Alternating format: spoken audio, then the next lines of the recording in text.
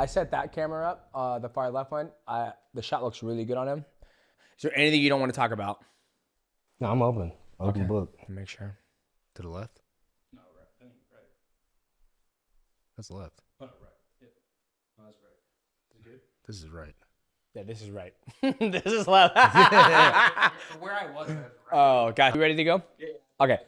In 3, 2, 1. What's going on, ladies and gentlemen? Welcome to another episode of the MIGHTYcast. I am joined here by the great Anthony Showtime Pettis. How you doing, brother? I'm amazing, bro. Good, man. It's been a long time. I mean, last time I saw you, we were in Vegas. Yeah. You were with the beautiful family. We were eating at, what was that? Kraft? Oh, Kraft yeah, that's right. Steakhouse? Yeah. I saw you at the PI after that. You saw me at the PI? Yeah, I was working with Aljo. Yep. Aljo. How's everything, man? You look great. You look in shape. Feel good, man. Yeah, you look good, too. Blessed to be in this position, you know, living our dreams and having a good time. Yeah. All right, man. I want to go to, one of the things that I think a lot of people don't realize is like, you were the man. You still are the man, but I'll never forget watching you in WEC. I think the biggest scene that kind of put you above everybody was that beautiful kick around the world. Oh my right? gosh, yeah. We're out the cage, blasting Benson Henderson. That was the last fight on WEC, I believe, right? Fight, yeah. That was the last fight. You became the champion. What gave you the mindset to, I'm going to just do a little, Neo Matrix shit to run off that cage and whap. Man, my background. So I come from Taekwondo background. So I think that's what made my style a lot different than everybody else's. Most people come from like a Muay Thai, boxing, wrestling, jiu-jitsu. I was the first guy to bring Taekwondo into mixed martial arts and make it successful. I mean, even still now, there's not that many Taekwondo practitioners that actually, there's a heavyweight right now that's from Cuba. He just lost his last one, but he's a great Taekwondo practitioner. But the range we fight at and the things that we're able to do is way different than everybody else's. So I think the way that kick even came about, as I used to like run off walls and break boards. That was like in a demo. Like my brother would hold the board, I jump off a wall, do the round kick, and then me and Serge came into mixed martial arts and we're just playing around with it. It was like more of a concept, just like a fun kick. But fighting Ben Henderson, he was an open stance southpaw, and I couldn't high kick him. The whole fight I didn't land one high kick until that one. So like, so I was like, man, I got to break Simon up. I got to like do something different because it was the end of the fight. It was 2-2. I won 2 rounds. He won 2 rounds. Like it was literally like who won that last minute was going to decide who won that fight. And man, like I wouldn't say like I planned it, but like I went on autopilot and I just felt it. I was in the moment. I found my groove. I was doing like an Ali shuffle and man, I just went for it. And even when I landed, if you watch the fight, like I threw the kick, I'm like, it worked. I'm like, what? Yeah, it was crazy. Well, I always felt like you were so creative inside the cage, the octagon. Like even when you fought in Chicago, 2013, Donald Cerrone, you were doing shit there too. Like you had his hands, you went off the cage through that flying knee and landed it, and you landed that beautiful body kick. Like your kicks and your creativity, I felt separated you from the rest of the division. For sure. At that time, even today, people still aren't as creative. No. Like I watch them, like you don't see that stuff, right? And I think, I was talking to your boy Name, and I was like, man, like people don't realize how creative Anthony Pettis was when he was fighting. Like it was peak. Was that something that Duke kind of like woven into you guys, or was it all just from the karate background? Honestly, Duke pulled it away from me. Like, really? Yeah, because Duke was a Muay Thai guy. Like so, Duke came from karate, right? So his dad owned a karate gym. Rick Rufus was like the master of USA style kickboxing with the long pants. So that's how I knew who like the Rufus were family was. Like, I would watch ISKA and watch Rick Rufus. Not even really Duke. Rick Rufus, his brother. And then Duke went and studied Muay Thai after Rick Rufus got lost to a Muay Thai guy. Like Rick was the man. Like back then when ISK was around, Rick was the most famous guy on because it was on ESPN. That was the first martial art on ESPN. That was the UFC before the UFC was up. Like you would do open style kickboxing, you'd be on ESPN, and then you got famous. So Rick fought a Muay Thai guy, and not even a good Muay Thai guy, but he got low kicked and got his ass crushed. So Duke being Duke, he was like, yo, I need to go learn this. And then he already had that karate style background. He learned Muay Thai, and when I came to his gym, I had no hands at all because I was, Taekwondo's all kicks. Like you touch with the hands, but you don't punch to the face. Yeah.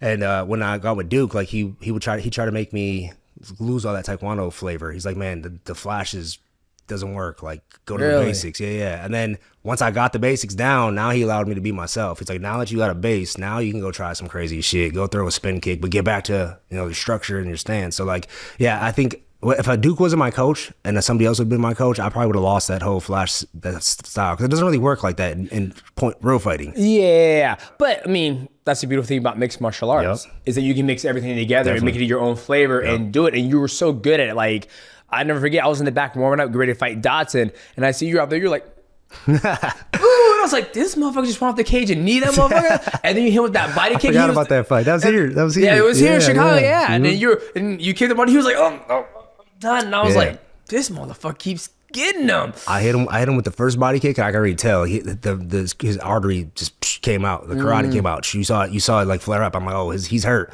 So I already knew he was hurt. And then the second body kick was just icing on the cake. Yeah. But Cerrone was talking mad shit. We're friends now. But he was talking mad shit, bro. He was talking so much shit, saying I was scared, ducking him in the WC. Because like, so when the WC ended, they were like, whoever wins that fight, me and Ben, was gonna fight for the UFC title. So I was supposed to go, which is crazy. I was making fucking $10,000 and $10,000 fighting Ben Henderson. Owned by Zuffa, right? So the same contract goes to the UFC. I was supposed to fight for the world title in lightweight at 10 and 10. But I already had a contract. Yeah, because the people who were the champions, because 145, 135 wasn't around, right? But if 135 was the only one that crossed. Yes, and we got absorbed. But 155, the champion was going to fight the champion. I think at the time was Frankie Edgar. Yep. So Frankie Edgar. So I won my fight December 16th. Yep. Frankie Edgar, Gray Maynard fought New Year's Eve. Yep. So I went to Vegas. I was supposed front row. First time at a UFC fight like that. Like I was like, damn, this is crazy. Yep. Because WC wasn't like it wasn't at that UFC. It definitely was fun, but yes, we weren't on that level yet. Exactly. Right? Because they got absorbed at WC 48. That was Aldo versus Uriah Faber. And then the next one was you guys, Ben Henderson taking on Anthony Pettis. And they were like, we're going to absorb you guys. We're going to open 135, 145. But there was no champions at 135, 145. So Aldo and who was the champion? Dominic Cruz got their belts. Not give it to him, but they were the champ. They were the best in the world at that time at that weight class. Exactly. Yes. 155, it was stating like, okay, Frankie Edgar was there. We're gonna see who's gonna be best. Yeah. 155 from WC, 155 from the UFC. We're gonna fight. And then you were supposed to fight Frankie Edgar, whoever the champion was. Gray Maynard that night, and they fought to a draw. Oh shit, that's right. Yeah, and I'm like sitting there like, what am I gonna? I'm like, I'm not gonna wait 6 months at that, bro. 10 and 10, like, I was already running out of money at that time. I'm like, even though I did the Showtime kick and stuff, I definitely was making money outside of MMA, but like, bro, 10 and 10, that shit goes like that. You pay your agents, you pay your taxes, you pay your coach, like. Finally, another athlete who just tells people that 10 and 10 ain't shit. Oh my god, 10 and 10 is nothing. Yeah, it's like it's crazy to even that we're in 2004 to see like that's what these guys are fighting for, 10 and 10. Like, 20. And I mean, I get it. They got to earn their stripes. But if MMA fighters would do what the union or there's a union outside that just they did a strike, right? So like all the containers stopped coming on the East Coast. What are they called? The labor? Or the labor's union. Yeah. So my dad called me. He goes, son, make sure you go to this. Go get your toilet paper. And I was like, Dad, I don't get no fucking toilet paper. Everybody's texting me on that shit. Go get your toilet paper and get everything. But like, so they just got a 50% increase on their pay. They settled, but they all got together. Port workers, but there's like the longshoremen, shoremen. Yeah. So they did a strike. It took 3 days, but look at what they got. They got 50%, $33 to $64 an hour. Yep. And it took a little bit of time. If fighters can get together and be like, yo, we're gonna get paid what we're supposed to get paid. Yep. But the crazy thing about fighters and MMA athletes, and this is a little rant, but like we don't talk to each other about how much you guys get paid. Like, hey, what's your contract? What is your agent getting you? What are you getting outside of this? Like, it's for some reason we don't speak to each other on that stuff. I had a folder of everybody's contracts. How much you getting paid? Yeah. How many fights contracts you got? What's your paper? How many hotel rooms do you get? How many flights do you get? Like, all that mattered. So I had a folder like when I was in WEC of how much everybody was getting paid. And I'm like, yo, I'm gonna get to the highest level of WEC. I'm gonna be the most paid guy there. Yeah. And then it went away. So then I had to go to the UFC. I still did well, but like I think if fighters would think and talk to each other and ask each other, like we're together. Like even though we fight each other, but like we're together in this. I feel like I'm spot on with you. I feel exactly the same. And I feel like as fighters, we've been designed and bred to fight. Like, oh, Anthony got Wheaties. How come my black ass ain't on Wheaties, right? Like, I won't compete with each other. We compete with each other, right? But if we were to band together, right? Like the longshoremen. And in Hollywood, they did the same thing because I was going to acting classes. And my coach was like, yeah, I ain't got no work. Movies? No, I was trying to, but that's a whole... You done with that? We'll see. We'll see, maybe, right? But I'm more focused on this. But they shut down Hollywood. No movies were getting made. Nothing. And I agree with you. If every athlete in the UFC, PFL, wherever. Even the lower level low MMA. level. So it's like, 'cause we're not fighting. The UFC has to, they have a contract with ESPN. Hey, we need our fights. Like you guys need to figure it out, but we have a contract. You owe us fights. Yeah. They have no choice but to sponsors too. Yep, sponsors Everything. too, right? The money will stop flowing. Like the TV's where it comes from. I mean, you look at UFC. Dana White owns Tuesday nights, Wednesday nights, and Saturday nights. Yep. Like genius, bro. Like he has a model that works so well, and me and Dana are good friends. Like I talk to Dana all the time. Like we have a great relationship. He taught me so much stuff in the cage, outside the cage. He allowed me to buy my mom her first house. Like when, like he gave I earned it, but still, that check that came, I got to see that. Like my mom, I closed her eyes, Christmas Eve, like I got to show her, like give her a house, give her a car, like so. I always have that respect for them. But like on this side of it, now that I'm a promoter, I see a businessman. Yeah, I see how it works. Like the budget that's allowed for the athletes is so small compared to like it's almost as much as the lights, as much as it's crazy, man. Yeah. Well, you get into the UFC, you win that fight with Donald Cerrone, then you get the opportunity to fight for the world title. Yeah. Right? You win the world title. Okay? I think you took it from Ben Henderson. Yeah, again. Right? With the beautiful arm. We're talking about UFC? We're talking about UFC now. Yeah, we already talked about WC. I remember UFC. I remember you finished it. Walk me through that opportunity. You got to, because you were supposed to fight Frank Yeager, then went to a draw, then all of a sudden somebody you beat in a WC got his belt. Gets the belt. You're like, what the fuck? Walk me through that time you get the opportunity to fight Ben Henderson. I was broke. So when I fought Ben Henderson the first time, WEC, right? And I was fought in December. I was supposed to fight the winner of the guy that fought December 31st. They were like, no, they're going to rematch. So I had to make a decision. Do I fight again or do I wait for the rematch? And like now that I'm like thinking about like where I'm at now, I should have waited. I should have waited for the rematch.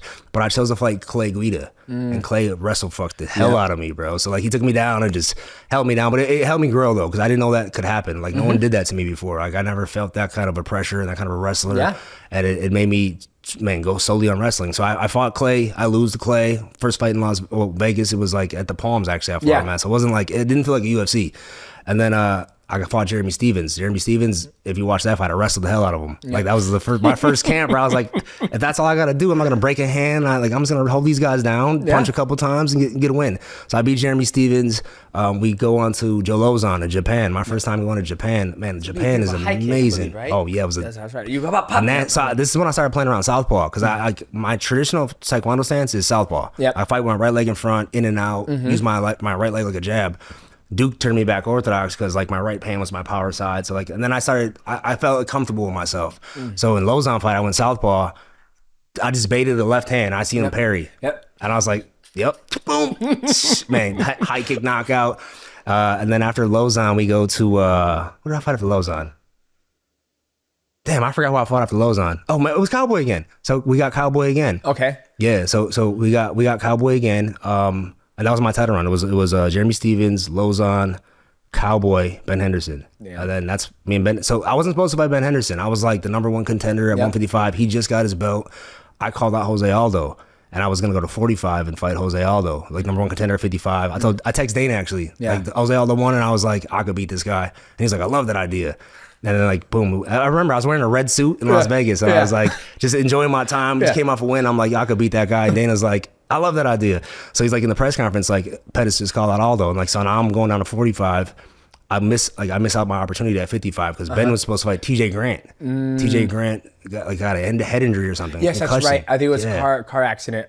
I don't remember what it was, but I know he had a head injury. But I was supposed to fight Jose Aldo. I go to Rio de Brazil. We're supposed to fight in Brazil. Yep. I square off with him. We do everything. My coach is out there, Diego Moraes. I go to his gym. I was rolling with Phil Davis. Phil Davis. I put him in like this, like when you have someone's back. Yep. And you go for the calf slicer, one leg in. Yeah. I tried that on him, and he just straightened his leg out, tore my LCL. Oh, yeah, tore my LCL. So like your ACL, your LCL. LCL. Okay. Yeah. So like like you tape his back, you put it in calf pressure. Yeah. And he straightened my leg out. Pop. Yeah. So my LCL tears out. I'm flying back from Brazil. I'm like, damn, what does this mean? Like, I know I can't fight Aldo. No. And me and Aldo were supposed to fight like 7 weeks after that. Like we were already like to that spot. Yep.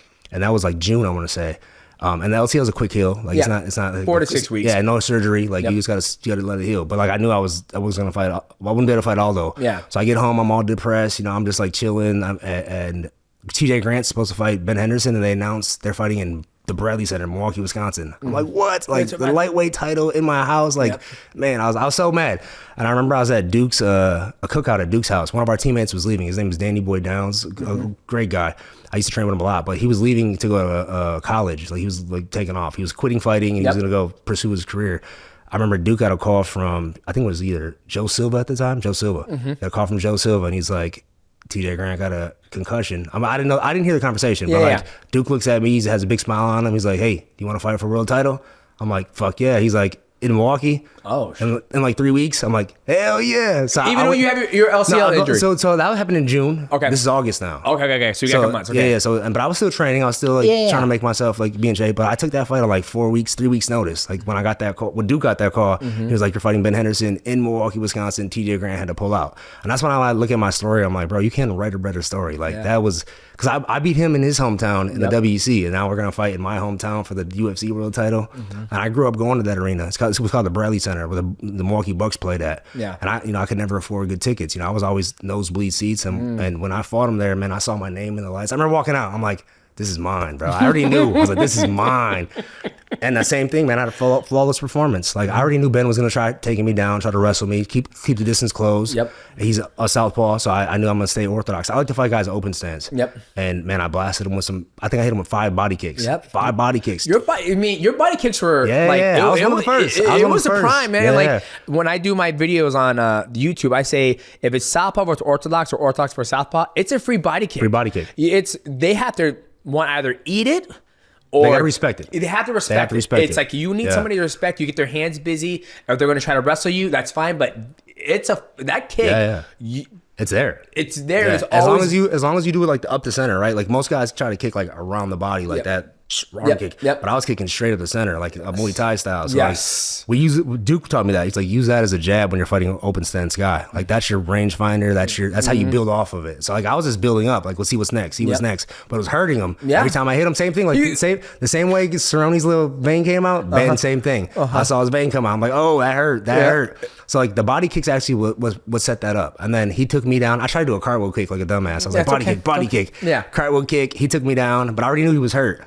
And then he, for some reason, he tried to do a can opener. Like, that, oh shit. The can opener. And I mean, weird enough, armbar comes off of that all day. So like, I was waiting for it. I'm like, is it going to be this easy? Yeah. I'm like, no way. Throw up the armbar. Yep. Got him, man. Like, so like, he couldn't tap. So he's like, tap. No one knows what's going on. I'm like, jump up on the cage. No one even knew what happened. I know. Everyone's like, what the fuck? And you're like, woo, I'm the motherfucking best man. in the fucking world. Yeah. Best in the fucking world. Yeah. So no one knew how it happened. But man, that was one of the best nights of my life. So like winning in my hometown, the way I did it, I got to take the belt to my dad's gravesite because like, my dad died when I was a kid. Sorry to hear about that. Yeah, I appreciate that, bro. But like the crazy, he's been dead longer than he's been alive in my life now. Like that happened like 3 years ago where he was like, all right, I've been without him longer than I was with him, which is a wild thing.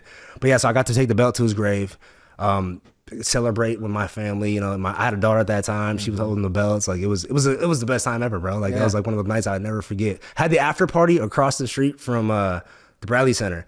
That place was shut down. It was insane, bro. Highest highs, lowest lows in the sport. Yeah. I love it because I can feel that energy, that good memory coming through your smile, through your eyes. Sure. And I remember watching it, right? Because when you submitted him, like you got up and everybody was like, he tapped, but everybody was like, what happened? And you were like, ah.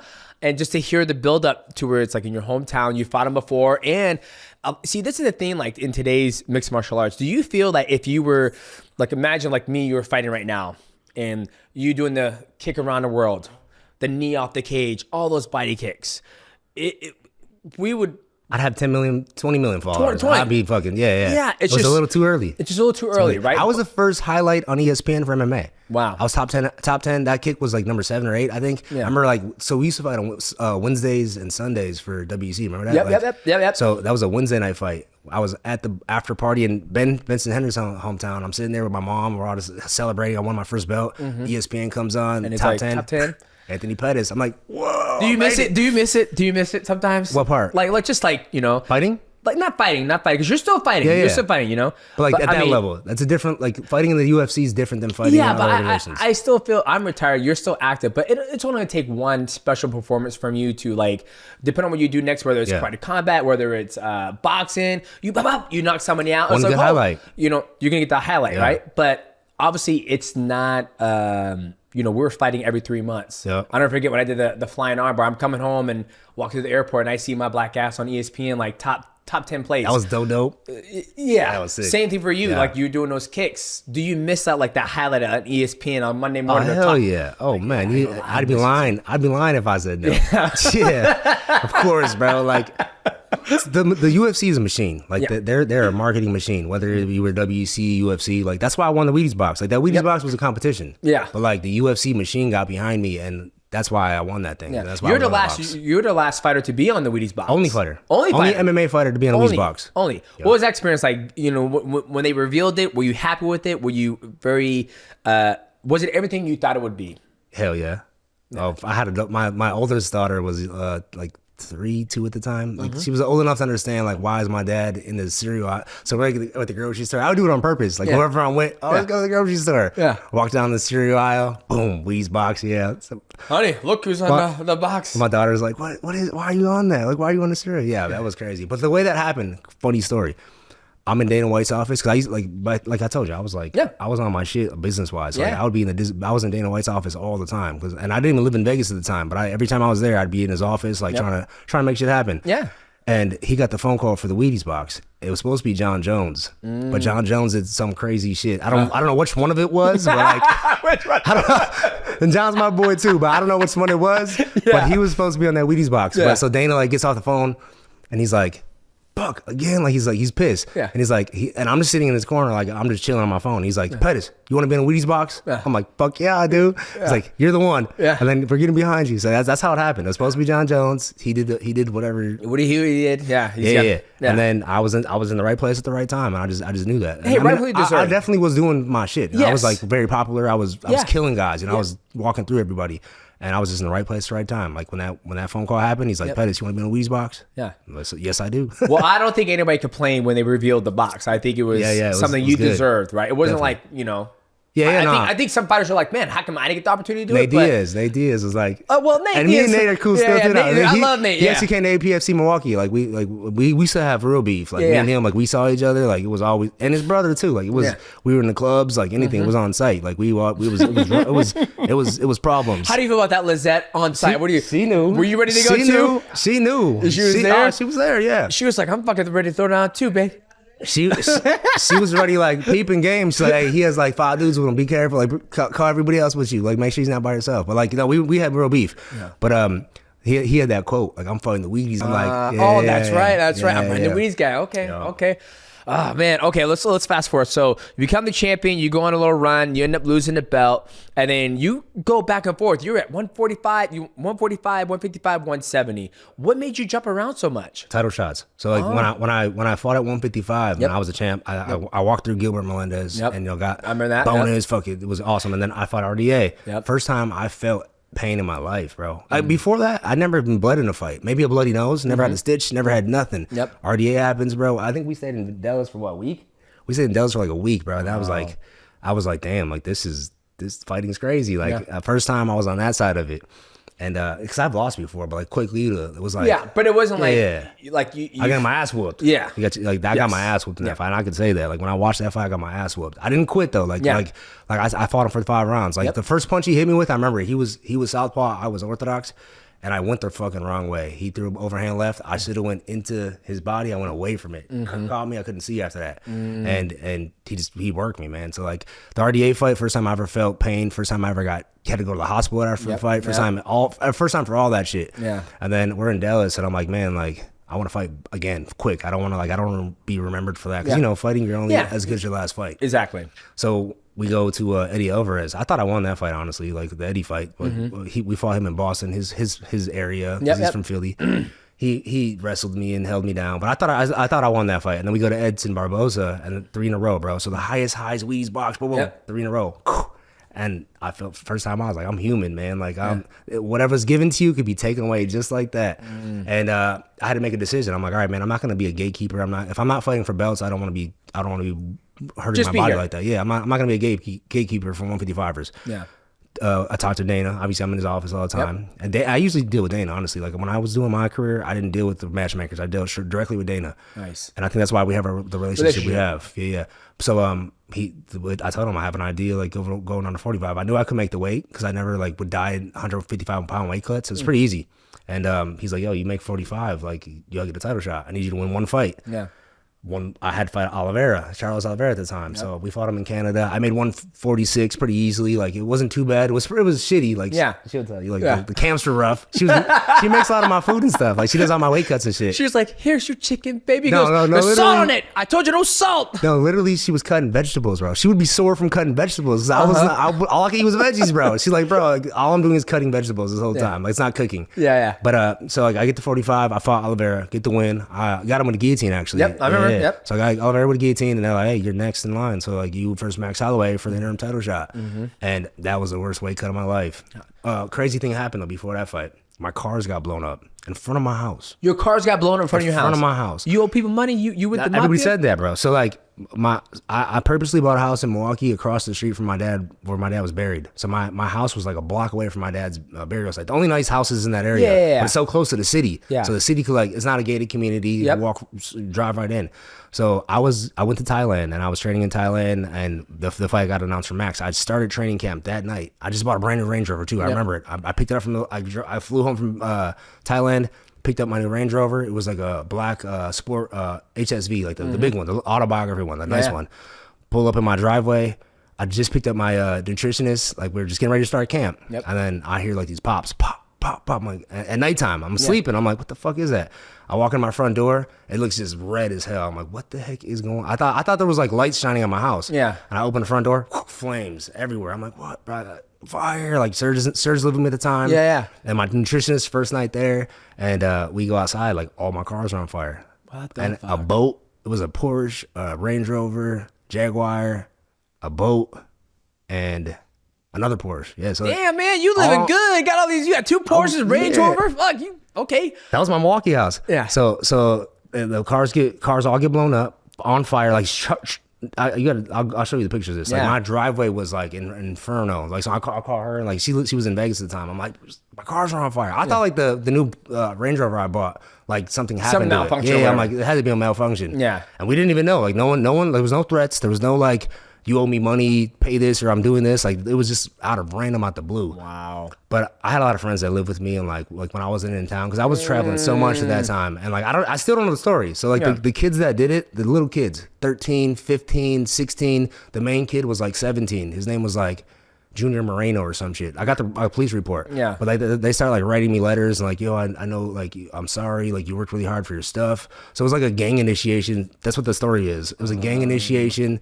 They saw our shit and blow that shit up and put you in a gang. Put you in a gang. Wow. And little kids though, man. Yeah. I'm like, so they're like, do you want to press charges? I'm like, man, these kids are 13, 15. I'm like, I'm not gonna like ruin these kids' lives. They fucked me up. Like, no one died. Like, luckily, like, and my daughter wasn't there at the time, so that was grateful for me because her room was like the first room right by the driveway. Yeah. And like the master bedroom was behind that, so I'm like, man, thank God she wasn't there. She was with her mom at that time. Yeah. But yeah, so like that's how I started that training camp. And I'm like, should I pull out this fight? I'm like, fuck that. Like these kids ain't gonna like make me change my life because at that time I didn't know what was going on. Like I didn't know what happened, why it happened. Shit blew up. Yeah, it just blew up. And I installed cameras because I didn't have cameras at the time. I installed cameras, put all that shit on, make sure I had everything like legit. So I remember like for that Max Holloway camp, we're going to strength and conditioning. My nutritionist, Lutrition, shout out to Lutrition. He was one of the good guys. He was driving my new Range Rover. I just got a brand new Range Rover, driving me to strength and conditioning. We see on my camera at the time, I forget what we even had. These little kids were jumping into my new Range Rover, stealing my shit. Yeah, so like I call the cops immediately. We drive back ASAP, and like that's how we caught them. Yeah. So they caught them on that, and that's how the whole story came out. Gotcha. That's okay. But they were like going to show like their friends like what they did. Yeah. Trying to like brag about it type shit. And then they stole a pair of glasses that was like $1,500, so it was over $1,000. And I was like, fuck that. Now I'm pressing charges. now I'm fucking mad. Now I'm pressing charges. Now you're fucking with me because I didn't know at the time. But yeah. So then that training camp was just it was like an emotional disaster. So I didn't make weight. That was my first time ever missing weight. Wow. Because emotionally. What was the shit you're doing? Yeah, it was crazy. I mean, you know, obviously people don't want to make excuses, but we're all human. We're all dealing with shit, you know, besides like fighting. Like fighting's its own beast itself. Yeah. But if you're trying to live a peaceful life, trying to train, get ready for a fight, but you got kids blowing up your shit. Crazy. And you're going to the gym, you get on the ring camera, you see them still stealing shit. It's like, you can't focus. I didn't know how deep it was. I'm like, what is this about, right? But then like once the story came out and it was like these little just random kids just had that. And like, I didn't know that until after the fight. But like during that time, it was like, what is this about? Like now that I know these kids are coming to my house, like it could have been deeper. I just didn't know what it was. But yeah, it was just an emotional training camp, man. I remember like going into that fight, I just couldn't lose the weight. Like it was just like one of those camps where I was like running every fucking day. I did everything right. It's just emotionally, I just couldn't lose the weight, man. It was a weird thing. So my first time ever missing weight, 146 pounds. I probably shouldn't have been down there anyway. Yeah. But then I fought Max Holloway. Max Holloway, he's a beast, bro. Like that, fighting that dude, like you have to be on your A game. So he first time I ever got finished in a fight was Max Holloway. I felt like he was going to your pop to your body, and you're like, he hit me with a body kick. Yeah, and that was the first time. First time I was like, that's what that feels like. You should be like, oh shit. I wonder my shit was popping out too, like Don. I swear that's funny you said that. I guarantee it was. He hit me, I was like, oh shit. And then he's teed off on me. You know, he got the title, and like bigs up to him, man. Like great fighter. So like that was my 45 run. Yep. I go back to 155, and then at that time I'm like, man, like I had 5 or 6 fights left in the UFC. I'm like, okay, I got to run my contract out. It was for fun at that time. I'm like, what fights were fun? I fought after Holloway. Chiesa I had a couple other ones at 155, but then Wonder Boy was on his shit at 170. Yes. And I'm like, man, I'm 2 more. I think at that point I had 3 more fights when I fought Wonder Boy. Hit up Melky, my agent at the time. I'm like, bro, I want to fight Wonder Boy, because they put Jorge Masvidal on him, and he lost to him. Like he couldn't get him. So I'm like, I think I could beat him. Karate versus Taekwondo. I knew his range. I knew how to beat him. I knew how to beat him because of Duke. Yep. So like Duke. That was one of those camps where I gave it all to Duke. Like he knew how to beat him because of what happened to Rick Rufus. It was like the story was writing again. The karate guy, he's like, we have to, every time he kicks, low kick the same leg. Yep. I'm like, for real? That's that easy? Yep. It was that easy. But obviously I got punched in the face and shit. But like once I started eating him up, he's like, when his stance goes from wide base to smaller because you're beating those legs up, that's when you can punch him. But when he's wide, he's so far. That's why it's like tonight I feel like Buckley's gonna have a hard time with that. That wide stance, that long range. But yeah, you've also fought Wonder Boy, so you know his range is different, man. Like it's when I fought Wonder Boy at 170, it was my first time going up there. That dude was huge, bro. I remember like walking into the cage, I'm like, I'm good. Like weighing off, I'm like, good. He walks in, I'm like, I can see his head over the cage. I'm like, damn, this motherfucker's big. I feel like these motherfuckers way bigger than 45 and 55. Even Duke said that. Duke was like, man, he's fucking big. Like, let's stay to the game plan. But we fought a perfectly game plan for him. First got to knock out Wonder Boy. You know, I no lie, like shout out to Wonder Boy too, good friend of mine. But like, if you watch that fight, my low kicks is what set that up. His stance got gradually closer where he couldn't play that game, and then I could find his chin, and that's how I found his chin on that right hand.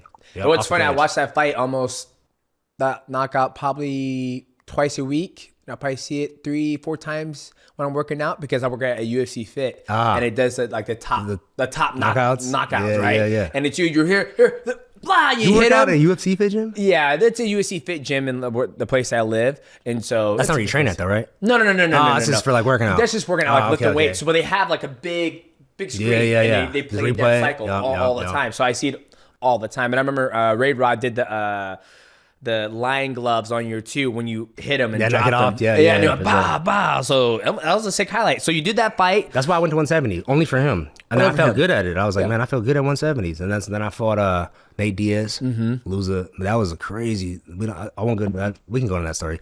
So going into that Nate Diaz fight, that's in his hometown. Walk into the locker room. USADA comes up. You got to piss. I'm like, okay, I'm ready to go. Whatever. Like, I open the glass to the little jar to piss. Gash my hand. I need stitches right before the fight, and I'm like bleeding like crazy. Yeah, and they're like, you gotta get warmed up, you gotta get taped up. So I couldn't warm up for that fight. They glued it shut. Like Dana comes in the back, he's like, you want to fight or not?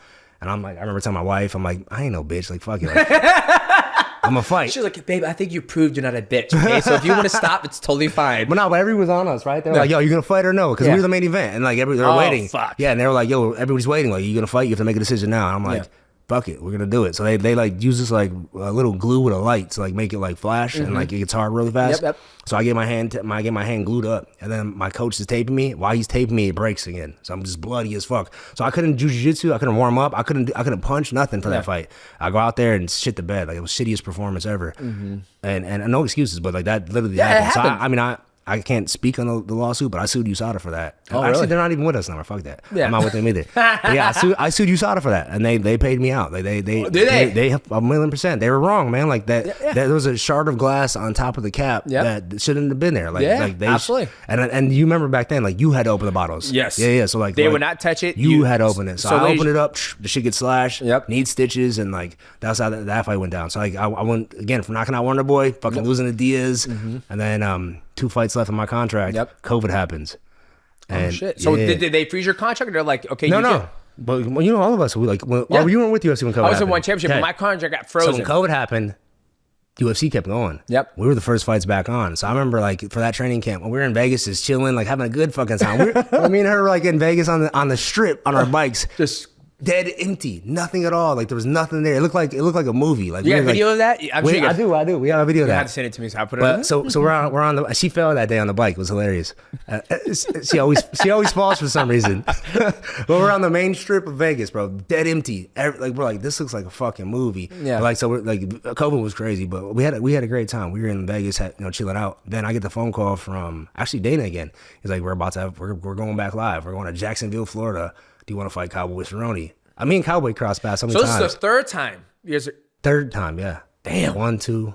Yeah, third time. Third Damn. time I fight Cowboy. No, second, because I fought him in the UFC only. I didn't fight him in WEC. I fought him here in Chicago. Yep. And then I fought him in Florida. Okay. Jacksonville. It was a rematch. Earlier I thought said- he was okay, part of okay, that. okay. My memory's bad. That's bro. okay. You fought a lot of So much motherfuckers. shit It's going okay. on. It's So much okay. shit going on in my life. But I don't remember who I won in that title run. I was like Jeremy Stevens, Lozon. I have to go Google that. But like there was a couple guys that I beat before that title shot happened. But yeah, so they're like, you and Cowboy. And I remember me and Cowboy, we're friends at this time. Like, we squashed the beef like last fight.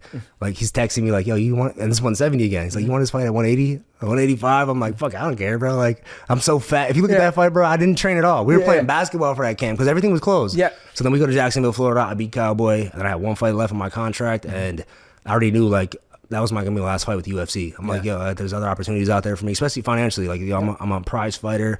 I did everything I could do. I'm not fighting for belts over here anymore. I had a conversation with Dana. I had a conversation with Hunter. I'm like, I want to do my last fight. It sucked because it was in the Apex with no crowd. And then I fight Alex Morono. Man, that was a good fight too. If you watch that one, I hit him with some good shit, like a low kick, spin hook kick combo. But I beat him, and then I was released from my contract. And that was my last fight with the UFC. So it was kind of like a good.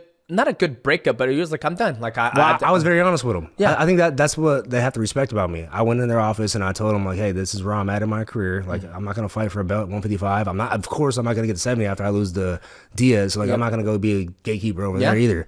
So I'm like, yeah, I want to go see what else is out there. And like, they were cool with it. Like, we're not in the business of releasing fighters. I remember them saying that. We're not in the business of releasing fighters, but you paid your dues. Like, they had to respect what I've done for their company. And they gave me my walking papers, and they had the right to match my first offer. Yes. Now I wasn't planning on signing at all. Like I was gonna I think my fight ended in like November. That was November fight when I fought Morano. November, and then we go to the holidays. I'm like, let me get through Christmas and the New Year's, and I'll decide what I'm gonna do. And I take my younger daughter out to Miami, like just for a little vacay, and Melky's out there, so FRM at that time. And I remember he's like, yo, come to my office. I just got something to talk to you about. And then that's when the PFL deal came. And it was just way too much money for me not to say. Hey. I already knew. Yeah, I was like, Yep.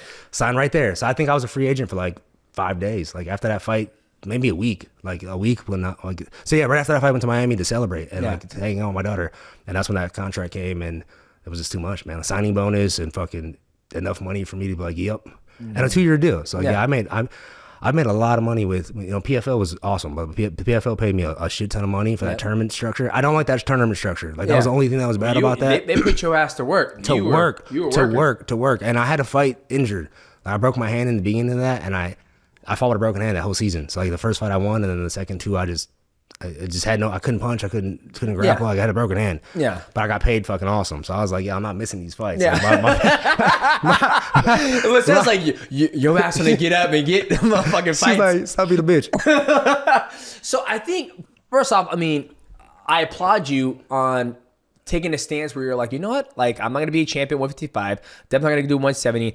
I'm sure as hell not going back down to 145. Never, yeah. And you're like, you know what? I'm ready to see what. Try something else. Try something else, right? Because there's a lot of people, and we've been there. We're like, I want to stay in the UFC. You see guys going 5-fight lose streaks, Crazy. you know, and they're like, I'm just going to be here. I'm just going to stay here because this is the mecca of mixed MMA. martial arts, MMA, right? Yeah. And you found out there's more money outside of the UFC, right? Yeah. Like you, But I'll say this too though, like if I wouldn't have done what I did in the UFC, course. those contracts would have been there. 1,000%. But you built your brand. Like, I you built built the your brand. But Yeah. even when people build their brand, they still don't want to detach themselves from the place that built them up, right? Yeah. It's almost like if you worked for Louis Vuitton and you Yeah, built your brand That's there. your and it's identity. Like, it's your I knew identity. that. I knew that was my identity. I was like, I'm a UFC athlete, but I'm also Anthony Showtime fucking Pettis. Like, Exactly. so I knew I knew I had an identity outside of that brand, and I respected like my the way I approached it with Dana and Sean, they had to respect it. Sean Shelby at the time, I think it was, and Sean's the man, you know, from the WC days.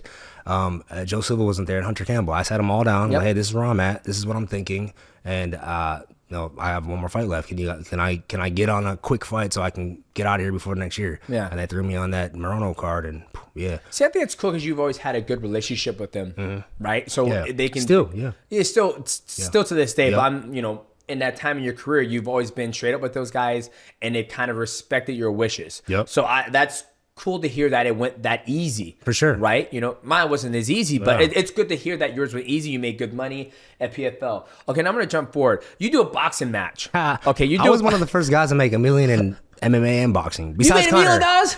For boxing? Yeah. Oh hell yeah. See, that's what I'm talking about. Yeah, bro. Yeah. I fought Roy Jones. I know, but still, no one would have thought you made $1 million. I made $1 million in boxing. Yes. Wow. Yeah. So I made $1 million in MMA, more than millions in MMA, and then like that's why I went to boxing. But I knew I always wanted to try boxing. Like, Yeah. we're both big boxing fans. We're in Vegas. We go to every fight. So like the reason why I didn't box is because my mom didn't want me to get my face fucked up, so she put me in Taekwondo because like a little less. The point contact. So Yeah, it's like, yeah, yeah. yeah. So that stop. Up. Yeah. Point here. So, Go. Exactly. So like she was like, yo, I want you to like be able to defend yourself, but you're too pretty to get your face fucked up. And she wouldn't let me and my other brothers, we had to do Taekwondo because she wouldn't let us box. And all my cousins were boxing. Like I have some good cousins that were good boxers. Yeah. So I always wanted to box. And then when that opportunity presented itself, I was a free agent. Like, fuck it, why not? Will you still box? Will you do another boxing match? Yes. Yeah, I'm okay. a prize fighter. I'm a prize fighter. I would do karate combat. I would do MMA. I would do boxing. Like where the money is at and where my respect is given, I'm there. Okay. Now you did karate combat. How'd you enjoy that? You fought Ben Loved Henderson it. again. I Loved watched it. that one. That was a good fight. I actually love karate combat. I think karate combat is going to be one of the biggest leagues out of there besides the UFC. I think the karate combat comes second place. It's still building, but the genius behind them, I don't know if you're into crypto, but they're behind crypto. So like Karate Coin is how that whole concept started. So their funding comes from the crypto market, and the crypto space is insane, bro. It's a totally different place. And the money inside crypto is, you know, so I almost made $1 million in karate combat too. More Goddamn. yeah, bro, yeah. Everyone's watching it goes, we ain't going to goddamn UFC. We go fucking combat. We go box. We go do Shout other out to shit. Awesome, the president of Karate Combat. Yeah, he took care of us very well, man. And that fight wasn't an easy fight. I thought I'm like, man, like me and Ben are friends at the time. Yeah. I hit him up, like, you be doing this? He's like, yeah, we're doing this. I'm like, all right, let's do it. Yeah. I'm like, bro, this is a karate fight. Chill out, dog. He came up trying to kind of Yeah, go. he was, yeah. I'm like, bro, chill, dog. Yeah. This is just Well, karate. when they made that matchup, see, this is the thing I love, like in the position I'm in. Like I sit here and I'm going through Instagram, Twitter, and I follow you guys, and I see stuff, and I'm like, oh, that's a banger. They're fighting again. And I was like, Pettis and Karate Combat. And I was Yeah. like, Ben Henderson says, fuck, this is Anthony Pettis' bread and butter. He's gonna fucking kick him. He did good, though. He did good. And Ben's a Taekwondo guy, too. Yeah, but he wasn't kicking like you were kicking, for sure. right? Like, Yeah, like yeah. you. I mean, Ben is super athletic, great grappling. Yeah. Like, if I had to pick and choose, like, Wrestling and jiu-jitsu, yeah, it's for just sure. that's This like, is you know, that's his smooth. go-to. He's smooth as hell at that. Exactly right. But the way Like, he fights is a Taekwondo stance. Like he's he here. comes from the same organization that I do. It's called the ATA, American Taekwondo Association. That's where he came up as well. So like, yeah, I knew he had a game, man. Like when I remember when I signed with the WEC, I was like, that's the guy I'm gonna be fighting soon. And he wasn't the champ at that time. Okay, so did Karate Combat, but now you're a free agent. You're looking at what you're gonna do. Right now, you got this business. Not a mindset free going on. agent. Huh? I'm not a free agent. You're not a free agent. Nah. Okay. I just can't announce it yet. But yeah, Okay. I signed another couple $1 million deal. But yeah. Man over here signed $1 million. You got his wife over there. She fucking iced up. She got a rollie on. You iced up. You got a rollie on.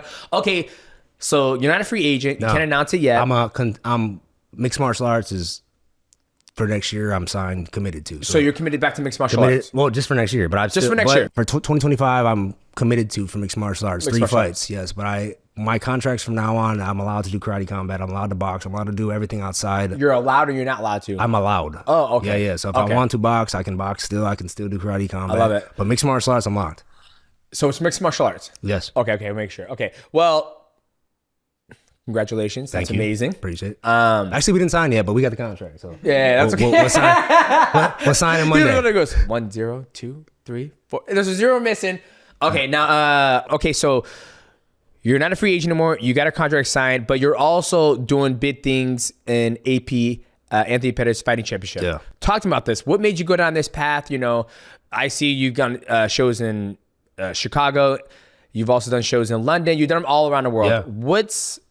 Talk to me about that. I knew I was gonna do this. Like, this is something I always had planned. Like, I saw the fight shows and the lower level of mixed martial arts and what was given and how I came up. Like, you probably know too. The way you come up in that, there's no real clear path on how do you get to the big show. Yeah. And there is a void in that area where like somebody has to come in and be like, all right, this is the show that you go the college level, high school, college, NFL, NBA, UFC, PFL. So that's what I'm trying to build now. So like with APFC, we're really trying to put it together where these fighters feel like they're fighting for the UFC. They're given that they're not fighting in like when I fought coming up, I was on like a Harley Davidson dealership. Like they cleared the motorcycles out, put some chairs in. I remember I fought in like a bar. I was supposed to fight like at 10 o'clock at night. I didn't fight till 2 a.m. They're smoking in the bar and shit. Like it was insane on the come up of mixed martial arts.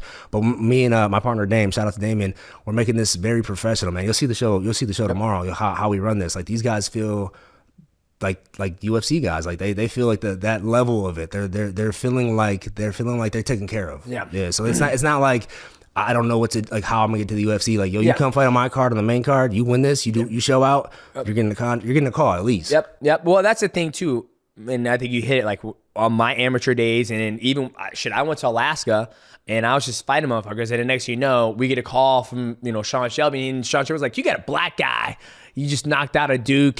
What's his name?" And Matt was like, "Oh, you mean Demetrius?" That's how. But there was no clear path of like how to get to the big show. Still not. They're still not. Yeah. You're right. I got guys at the gym now. I got a guy who's an amateur. He's like, how do I do this? 8-0. And then I got a guy who is, I should hit him up for you. Well, we'll talk about that later. But nobody will fight him. Yeah. Nobody will fight him because he's just that good. And he's got a loss on the record, but everybody's like, they're protecting their record. They're like, oh, I don't changed. Want to. They're not like us no more, bro. Yeah, I agree, babe. They're not like us no more. Anytime, anywhere, they're like, they're businessmen at the lower level. Yep. And they're not making a lot of money, but they're like, they understand like the game. Like the UFC's put it in there. Like, yo, you get to the Dana White Contender Series fights on a Tuesday night. Yep. Now you're gonna get to the big show. Like so UFC's the genius, bro. Like the way they ring it. I love when you said that. Like they didn't like us, and I was like, I never forget. And they're like, you want to fight Brad Pickett? And Matt was like, he'll fucking fight anybody. Next thing you know, I'm like, who am I fighting? He was like, this British guy who called One Punch. He was a fun. He was a fun watcher. Yeah, he was a fun fight to watch. Bro. Left hook. Big guy. Well, Anthony, thank you so much for your time, brother. Of course, man. This is your opportunity to let the fans know where they can find you, follow you, and look out for that big news when you announce it, and how they can watch the promotion you're building right now. ShowtimePettis.com on everything. We're on UFC Fight Pass, live on UFC Fight Pass for APFC. APFC is the fight organization I'm throwing. We also got Showtime Group. I got a bunch of fighters that I'm managing, a lot of up-and-coming guys. You'll see a couple of them on the card, too. But these guys are... with Showtime Group, man, and these guys are like the next guys in line for actually I say one of them, Mark Shawinski, he's on the card. Okay, watch out for him on the fight night. But yeah, so the guys like that are the guys that we're looking for. Come fight on an APFC, get their shine, be on UFC Fight Pass, and get to that next level. So yeah, I love it, ladies and gentlemen. If you enjoyed this episode, 3, 2, 1. Shout out to God damn it, you're messing up my flow, baby. Okay. That's what's up. Make sure you guys go check out Anthony Pettis, all the stuff, and support him. Anthony, appreciate you stopping by the MIGHTYcast, brother. Appreciate you. Thank you so much, man. I don't care to fight anymore. And I'm still in the card at all. There came a point in time where after I beat Adriano. Yeah. Right? Bro, I was fucking gangster too, by the way, bro. I watch that shit all the time. That was so clean. Knee to the face. After I beat him, like I was nothing to prove. Yeah, I just felt empty. I almost felt empty. You did it, bro. I should have said this on air at first, but like you're the GOAT of mixed martial arts, bro. Like you and John Jones are my GOATs. Like honestly, you go above John Jones is because of what you've done in your career, and it goes unnoticed is because of our weight classes, man. Like, it comes from that. But like when it comes to when I see you even teach, like the way you understand mixed martial arts, bro, it's insane. Like you are smart. You have it there too. You have it there too, because like, but I don't have the grappling like you do. The way you put it you're on. Grappling, no, you're I'm grappling. good. I'm good. But the way you can put it together and the way you speak about it, the way you talk about it, man, like you're special, man. Like, thanks, man. Yeah, definitely. I appreciate that. Yep. Yeah. So, ladies and gentlemen, welcome back to another episode of the Mighty Recap. And this part of the episode is where we recap what we just went through with our guests. And our guest that we just had was Anthony Showtime Pettis. Man, always been a big fan of him from the WEC days even till today, because he's been one of those athletes who was on the scene at WEC, flying kick off the cage against Ben Henderson. The kick hurt around the world. And then the fights he had in the UFC, from going 155, the champion, get on the Wheaties box, then going to 145, potentially fighting Jose Aldo, then going to 170, knocking out Stephen Wonderboy Thompson, and then leaving the UFC, going to the PFL, doing the tournament style. And then after that, he did the fight with Roy Jones Jr., he made $1 million doing that. And then he fought in Karate Combat, made great money there. Now he is not a free agent. He's signed into, he's been signed. Yeah, I'm sorry, guys. You're not gonna get to have the info. But he told us afterwards it's exciting. So we will see Anthony Pettis in MMA again. It's been a little while, but. It's kind of crazy to see him go back to MMA, even though he's making great money, and he made great money in boxing and Karate Combat. And I always feel that right now, if you come from a mixed martial arts background, that's where you're going to make the most money. But he was able to make great money in boxing, not fighting Jake Paul, right? Like, of course, you fight Jake Paul, like Tyron Woodley, Nate Diaz, those guys fought Jake Paul, and they made great money. He didn't have to fight Jake Paul, and he made $1 million fighting Roy Jones Jr. That's fucking crazy. No, Anthony Pettis is... I mean, I could just say when I watched him, his career, one of the most guys where, Anthony Pettis is fighting, I'm going to watch it. Watch him. And of course, towards the end, I think the UFC got to a point where he was, and he said it during the interview, like, I no longer want to just be the guy that you're putting me against these young studs. And once he realized, like, I'm not having the championship opportunities, I'm just going against these really good guys, I'm telling you, that guy's a great businessman. He got out at the right time. I'm gonna go to a different territory. Like, he knows exactly when his time is up at a certain place. Doesn't keep to stay too long and then leaves. He reminds me a lot of like Uriah Faber. They both are just like always have shit going on. Like, just constantly thinking about business opportunities and running promotions and all that stuff. So, but I'm excited to see him in MMA because. And I say this all the time on the podcast, I'm not big on the MMA fighters boxing. So I want to see that dude in MMA. And the Karate Combat thing was cool too, but I want to see Anthony Pettis doing MMA. So we can't tell you guys, I'm sorry, but can't tell you. You'll know soon enough. Yeah. Well, I think it's good. He still looks great.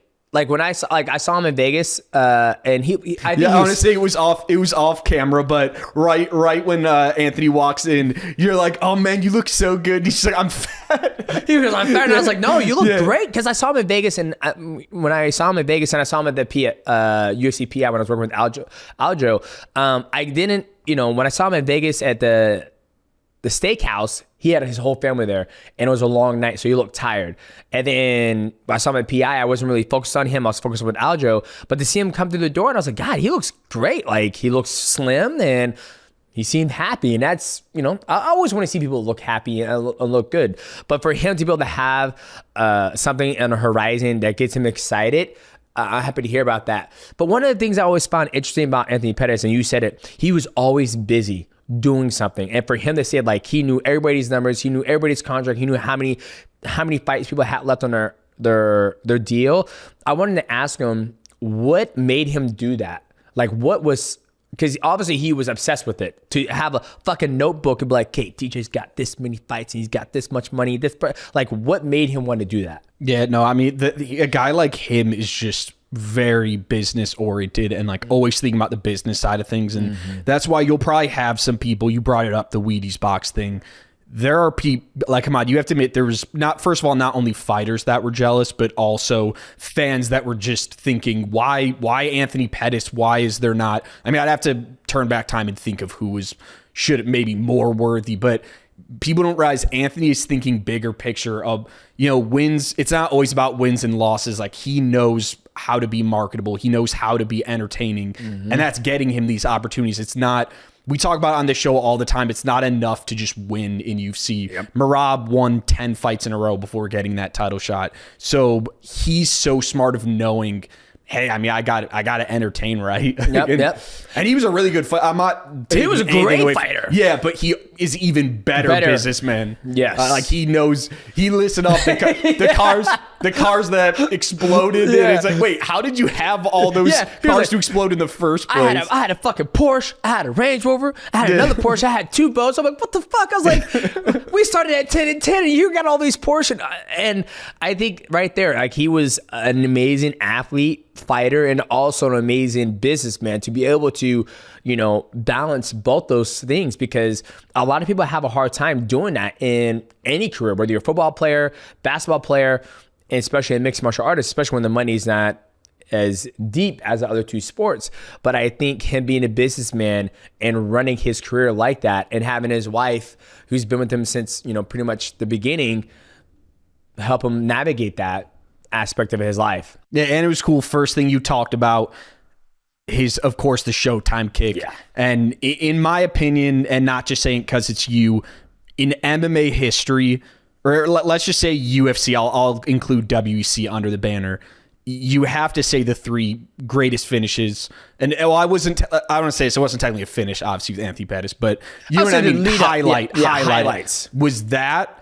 And then your Mighty Whiz Bar, and then of course Max Holloway Gaethje. Like, for me personally, I think those 3 are that's the highlights when I think of, like, if I'm going to show someone who's never watched MMA and I'm going to be like, hey, dude, this sport, you got to watch this shit. Yeah, you got to watch it. Here, you get a 6 submission, you get a guy freaking Matrix style jumping off and R.I.P. Stephen Bonner. He has such a great, if you watch that, great call on it. And he right away, he's like, dude, that was the Matrix. Like, he has a tremendous call on it. And because that's a guy who obviously is a fighter, and he's like, I've never seen this thing before. So it's just cool again to see you get to connect with him, get to share that moment. 2 guys who share some of the greatest highlights in MMA history. And he was so creative too. Like, that kick, the shit he did to Donald Cerrone the first time, the knee off the cage. And he subbed Charles Oliveira.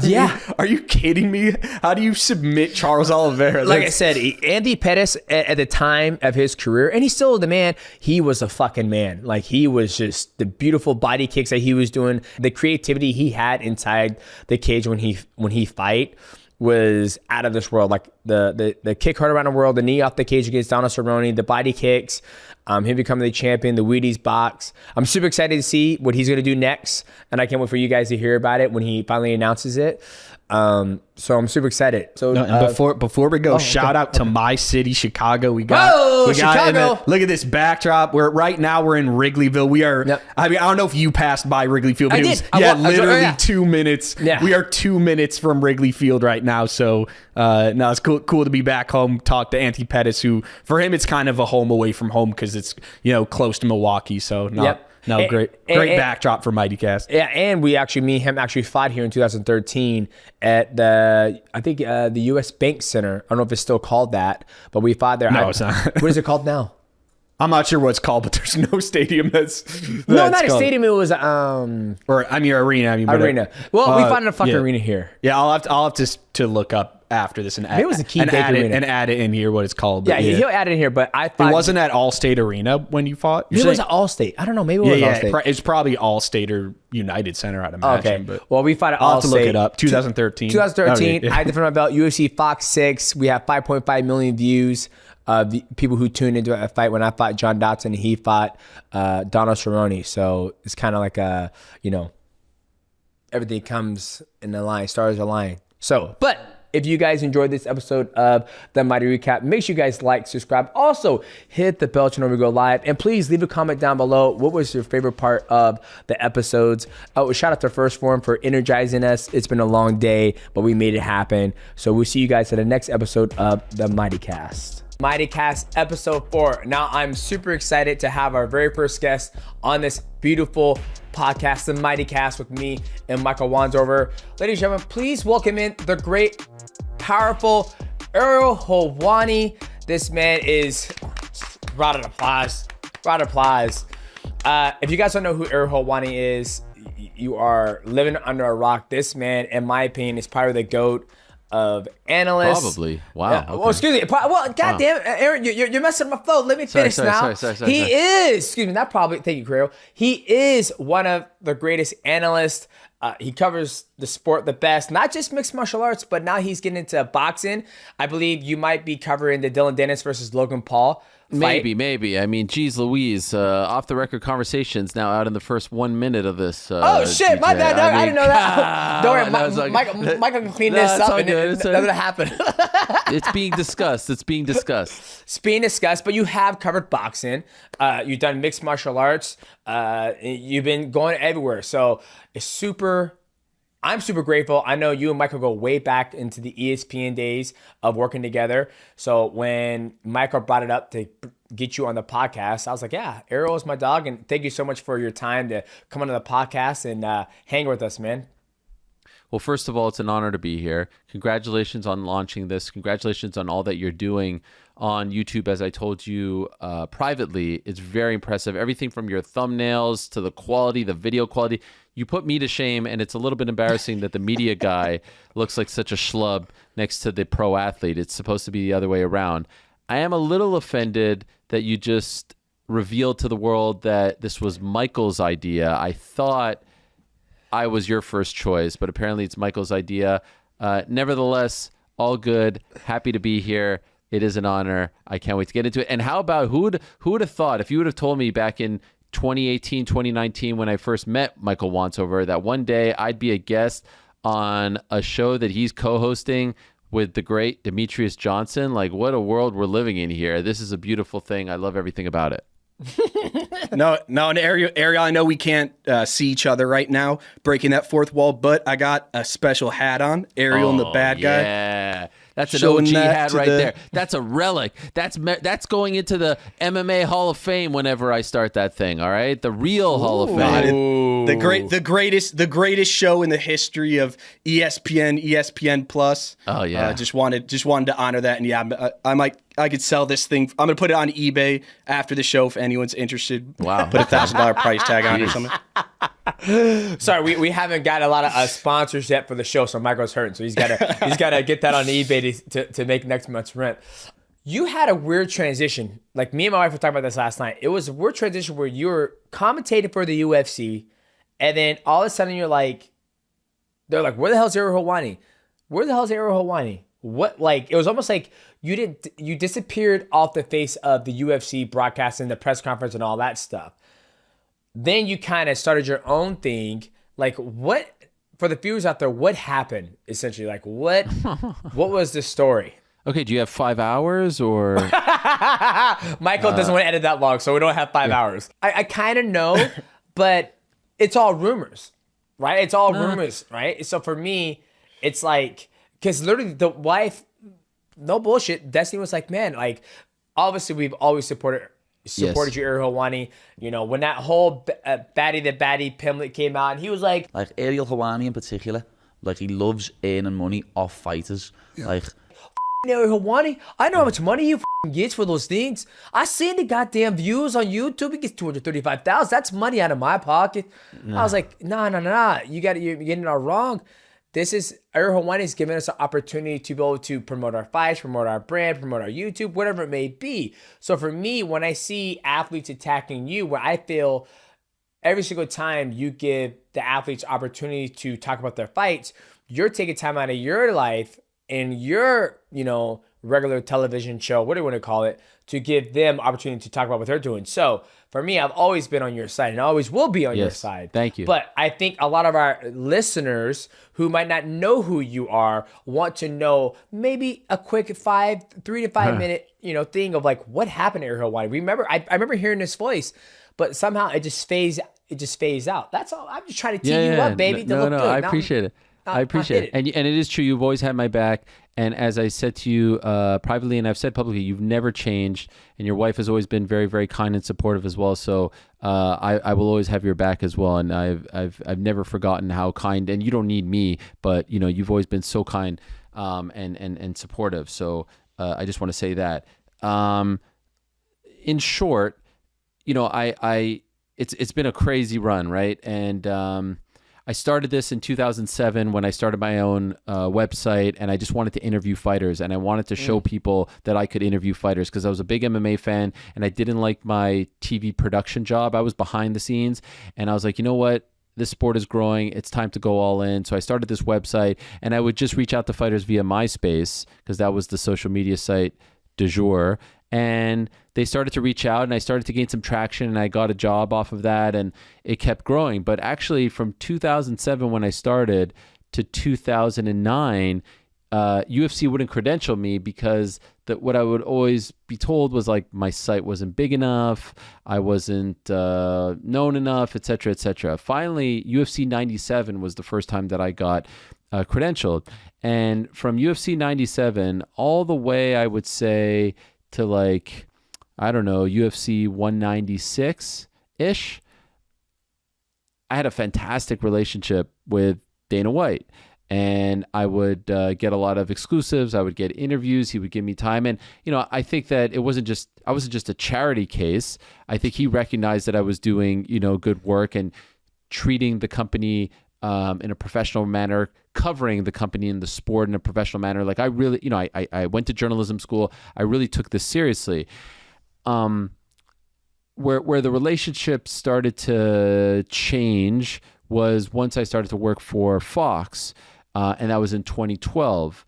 And, that was a dream come true because to that point, I was never really on TV. And so now this was an opportunity to be on TV, not just Big Fox, but FS1, Fuel TV before that.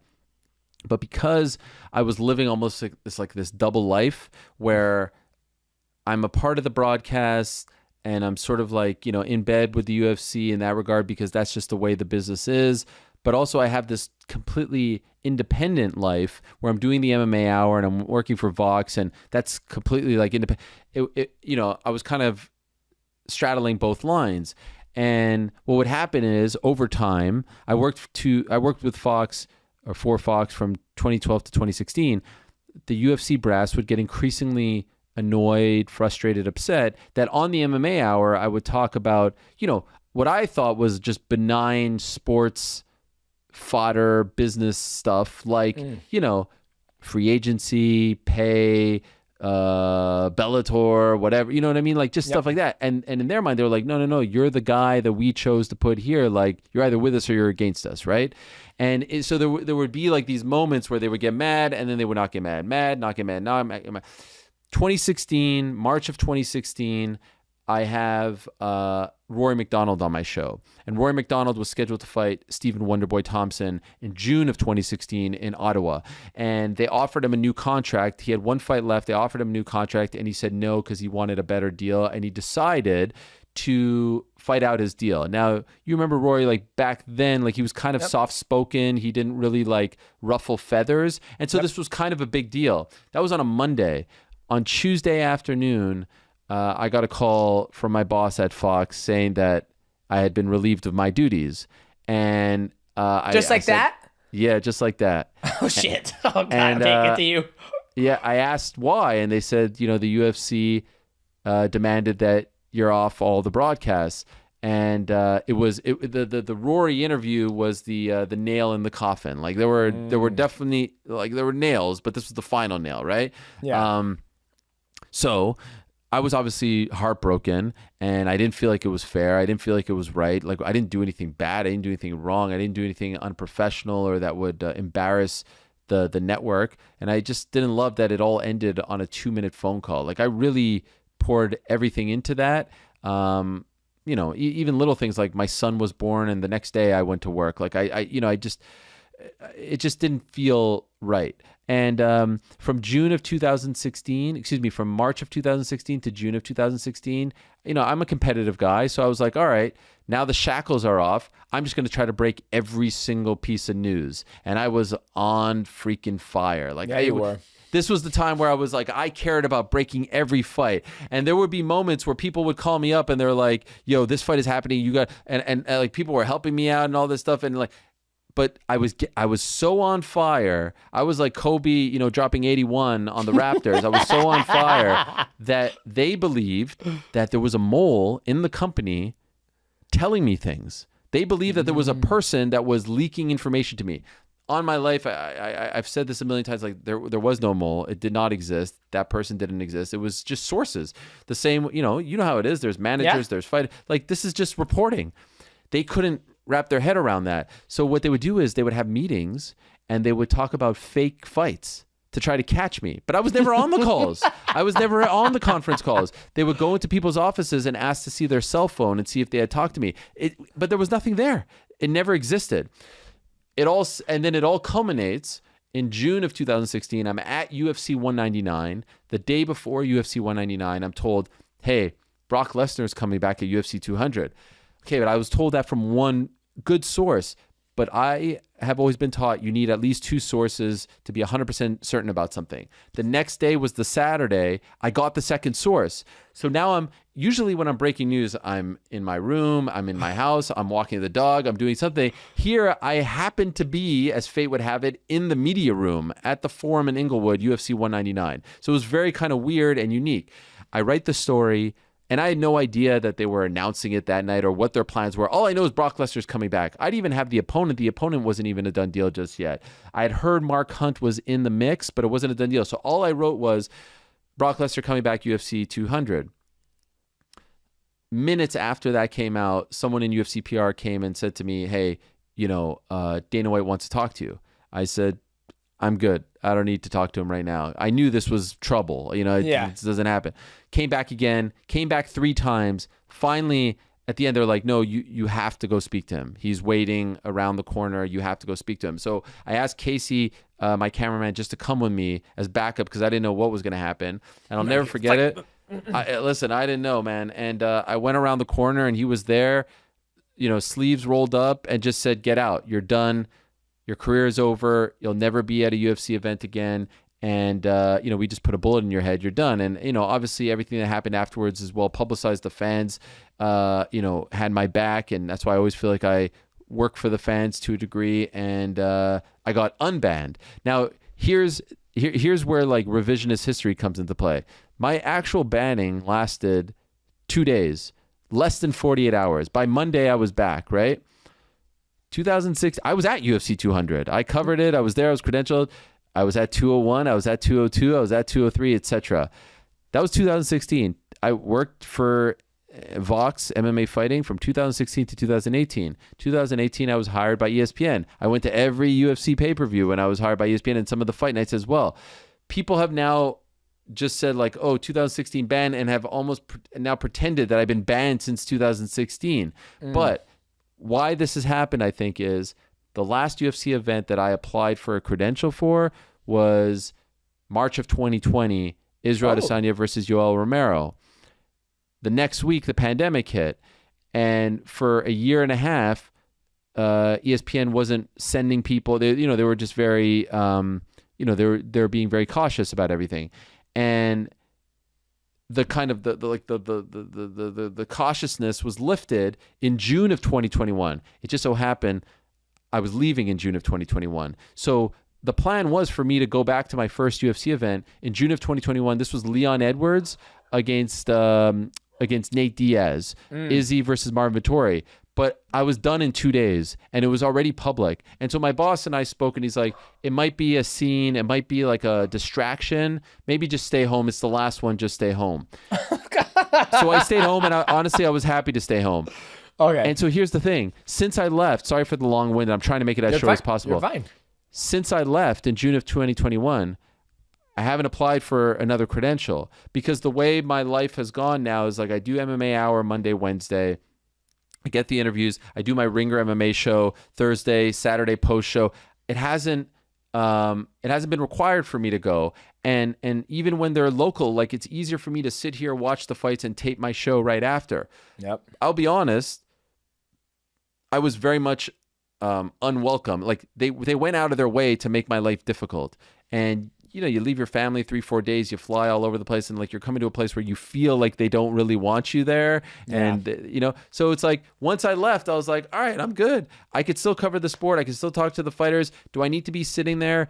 You know, I sometimes joke about this because like, do I need to sit there on press row and take the picture of the cage and say office for the night? Do I need to ask 1 or 2 questions at the press conference so that I could clip it off and put it on my Instagram? I'm good. There's enough of me to go around. So I'm not banned. I haven't applied for credentials since March of 2020. I just kind of felt like that part of my life ran its course. You know, the UFC is a part of my life. Like the sport is a part of my life. I don't wish bad upon them. People sometimes view my criticism as negativity or me. No, it's just like, listen to any sports talk radio. This is what it is. You talk about the great, and I would say 90% of what I talk about, 95% is the good. And then sometimes there's the bad. And so that's kind of where it is. That's why you don't hear me at the press conferences. But it's just because I'm covering the sport in a different way now. It's evolution. Yeah. Does that make sense? Sorry for the long-winded answer. No. I think it's important, right? Because I think, you know, the biggest thing I took from that story that I love was like, you just started back in 2007, right? That's when you first started. It was like, I'm just going to, you know, you started with MySpace. Like you said, that was the big social media platform back in the day. And then you started to reach out to fighters, you started interviewing them. But the biggest thing that I want viewers to understand is that all you have to do is start. Right? That's the biggest thing people are so afraid of doing is just starting. Everybody's so afraid of failure. They're afraid of how do I start? Where do I start? Just think about where to start.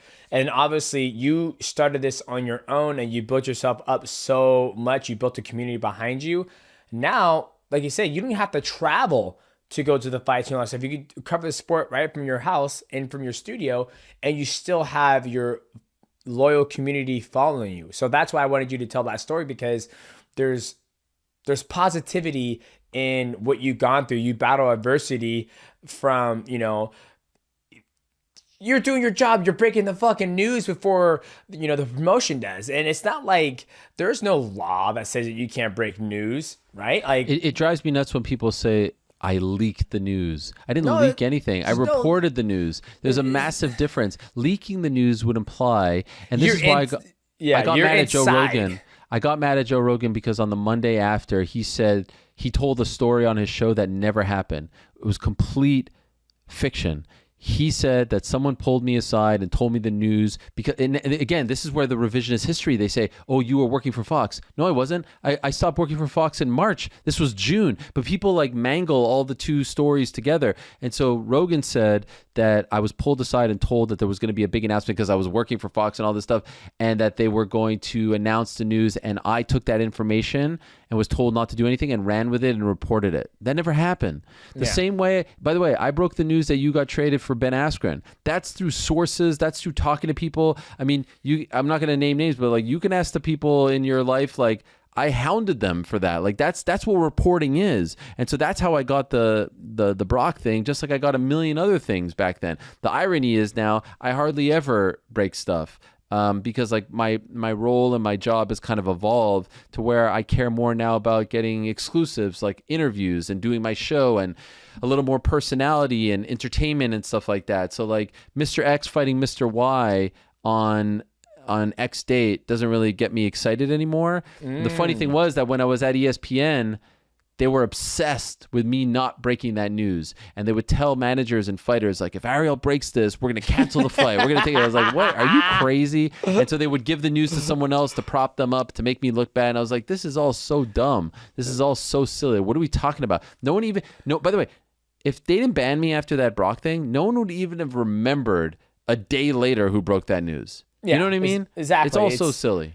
Yeah, it breaks and everybody's like, oh, it breaks and everyone's like, oh, we're super excited about the fight. But I remember when I first got my first contract and I would sign the contract, and Matt would tell me, do not tell anybody. We want to give the UFC or the promotion, the organization, the opportunity to break the news because they get all the traffic, the clickbait, and all that cares? Stuff. But I never forget when I did get traded to Ben Askren. You called me and you goes, hey, is this true? And I said, Ariel, how the hell do you even know this is true? I didn't even talk to you. And he goes, don't worry, I got sources. And I was like, Yes, Ariel, it is true. Good for you. All right, bye. So you do have trusted sources, and I don't know. I think it's Never a cool been story. wrong. Still batting 1,000, baby. I love that. He goes, I don't miss. I hit and I hit and I hit and I don't miss. I love right. it. But before we move on to the next subject, I want to take a second to thank our sponsor. We have a sponsor, NordVPN. I know me and Michael used NordVPN last time he was in Brazil. I use it when I go to Singapore or Thailand or Japan because there's some of the stuff that I watch here in the States I'm not able to use. And I believe our good guest here, Earl Hawani, has used NordVPN. He loves it. Tell people, UFC, the last UFC. I just want to hit on this a little bit. The main event, Alexis Grasso versus Valentin Shevchenko. Ladies and gentlemen, if you have not checked out my breakdown on that, make sure you do yourself a favor. Go watch the breakdown. How in the hell did this fight end in a draw? One judge gave the last round to Grasso a 10-8. And when I look back on that fight, it's just because she got her back. And then they gave it a 10-8. And what it brought back memories is when I fought Ian McCall back in 2012 in Australia, that fight was also ruled a majority draw because I talked to the judge after my fight and he goes, hey, Demetrius, just want to let you know it was a great fight. And I was the one who gave you that 10-8 round. And I was like, oh, okay. Why'd you give Ian McCall a 10-8? He goes, well, because he got your back for the last 15 seconds of the fight. I said, for 15 seconds? You give me a 10-8 because he had my back for 15 seconds? He goes, yeah, I did. I was like, Jesus Christ. And to see this happen again in 2023, I was just mind blown that I had the fight scored for Shevchenko 3-2. That's what my gut was telling me. That I was just blown away. Michael was upset. Michael called me crying. And he was like, I lost all the money because I listened to the breakdown and I thought, things were going to go opposite. But I was just so blown away that it ended in a freaking draw. No, it's one of the most egregious and worst scorecards in the history of the sport. There's only one person on the planet that agrees with that 10-8, and it's Mike Bell, the guy who gave the 10-8. And dare I say now, because he's actually a very good judge, and he's not the kind of official that is usually on this side of the controversy, the bad side. Dare I say, a few days later, I would guess that he regrets it. You're in the moment, and these are human beings, and it's a tough job, and who knows what angles you're seeing. But there is no one on the planet that agrees with this, and I can't imagine that Alexa Grasso, if she's being honest with herself, agrees with this. And I mean, there's a lot of angles that you could talk about all this, but that wasn't a 10-8. That was 3-2 for Valentina. 48-47. I thought it was a fairly easy fight to score. You could make a case about the fourth round, but fairly easy fight to score.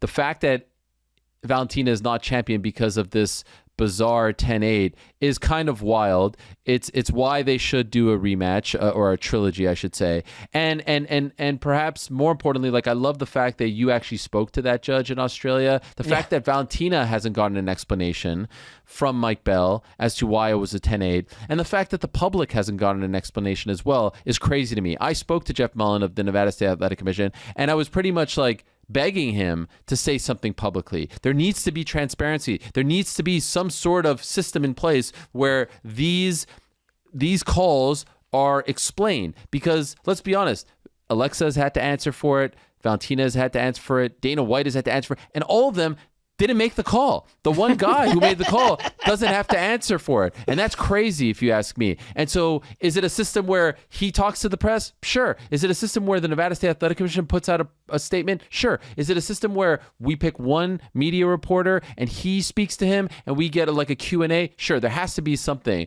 The one thing I will say that is somewhat promising is the fact that they held this on Wednesday, September 20th. They held a special 10-8 seminar for all the licensed officials. So they called it. And that, to me, is an acknowledgement by Nevada that something went awry. It doesn't change the outcome. It doesn't give Valentina the belt, but at least it's some kind of an acknowledgement. But it's crazy to me that happened, and it's crazy to me that we still don't know why it happened.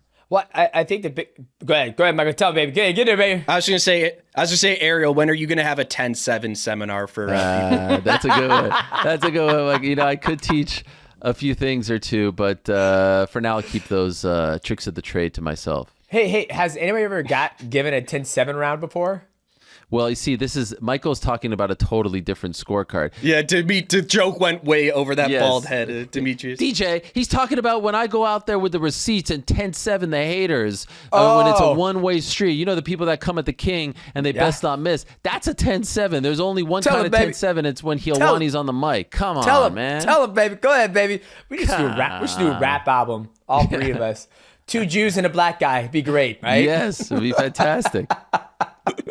Well, I think. So, no, but yeah, I don't know if you wanted to still talk on this topic, Demetrius, but with the 10-7s being brought up to give Demetrius a good idea of that is Dylan Dennis. You are.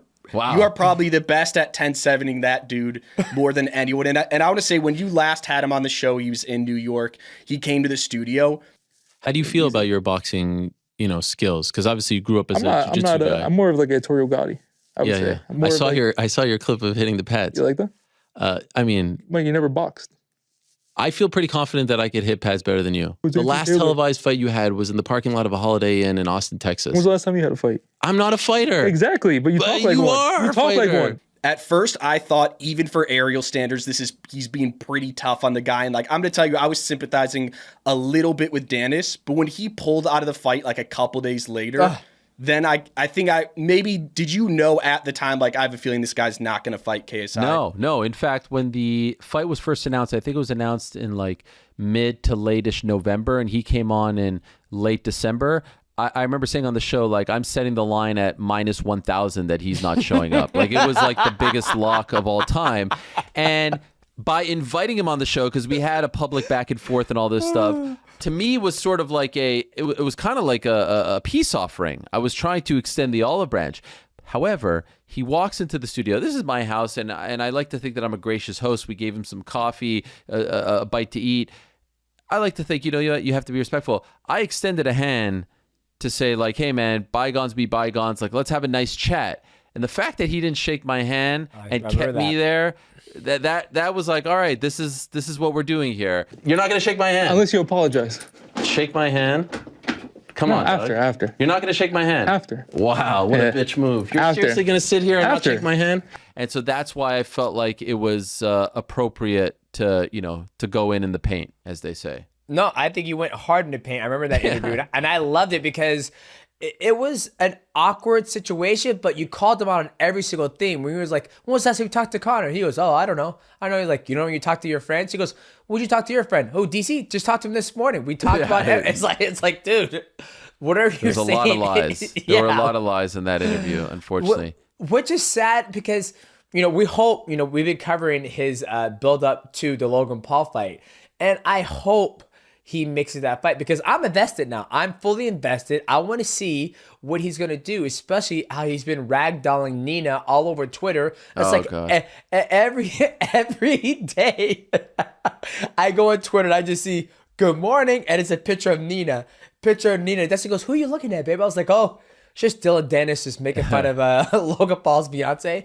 I was like, is he crossing the line? Okay, DJ, you're married.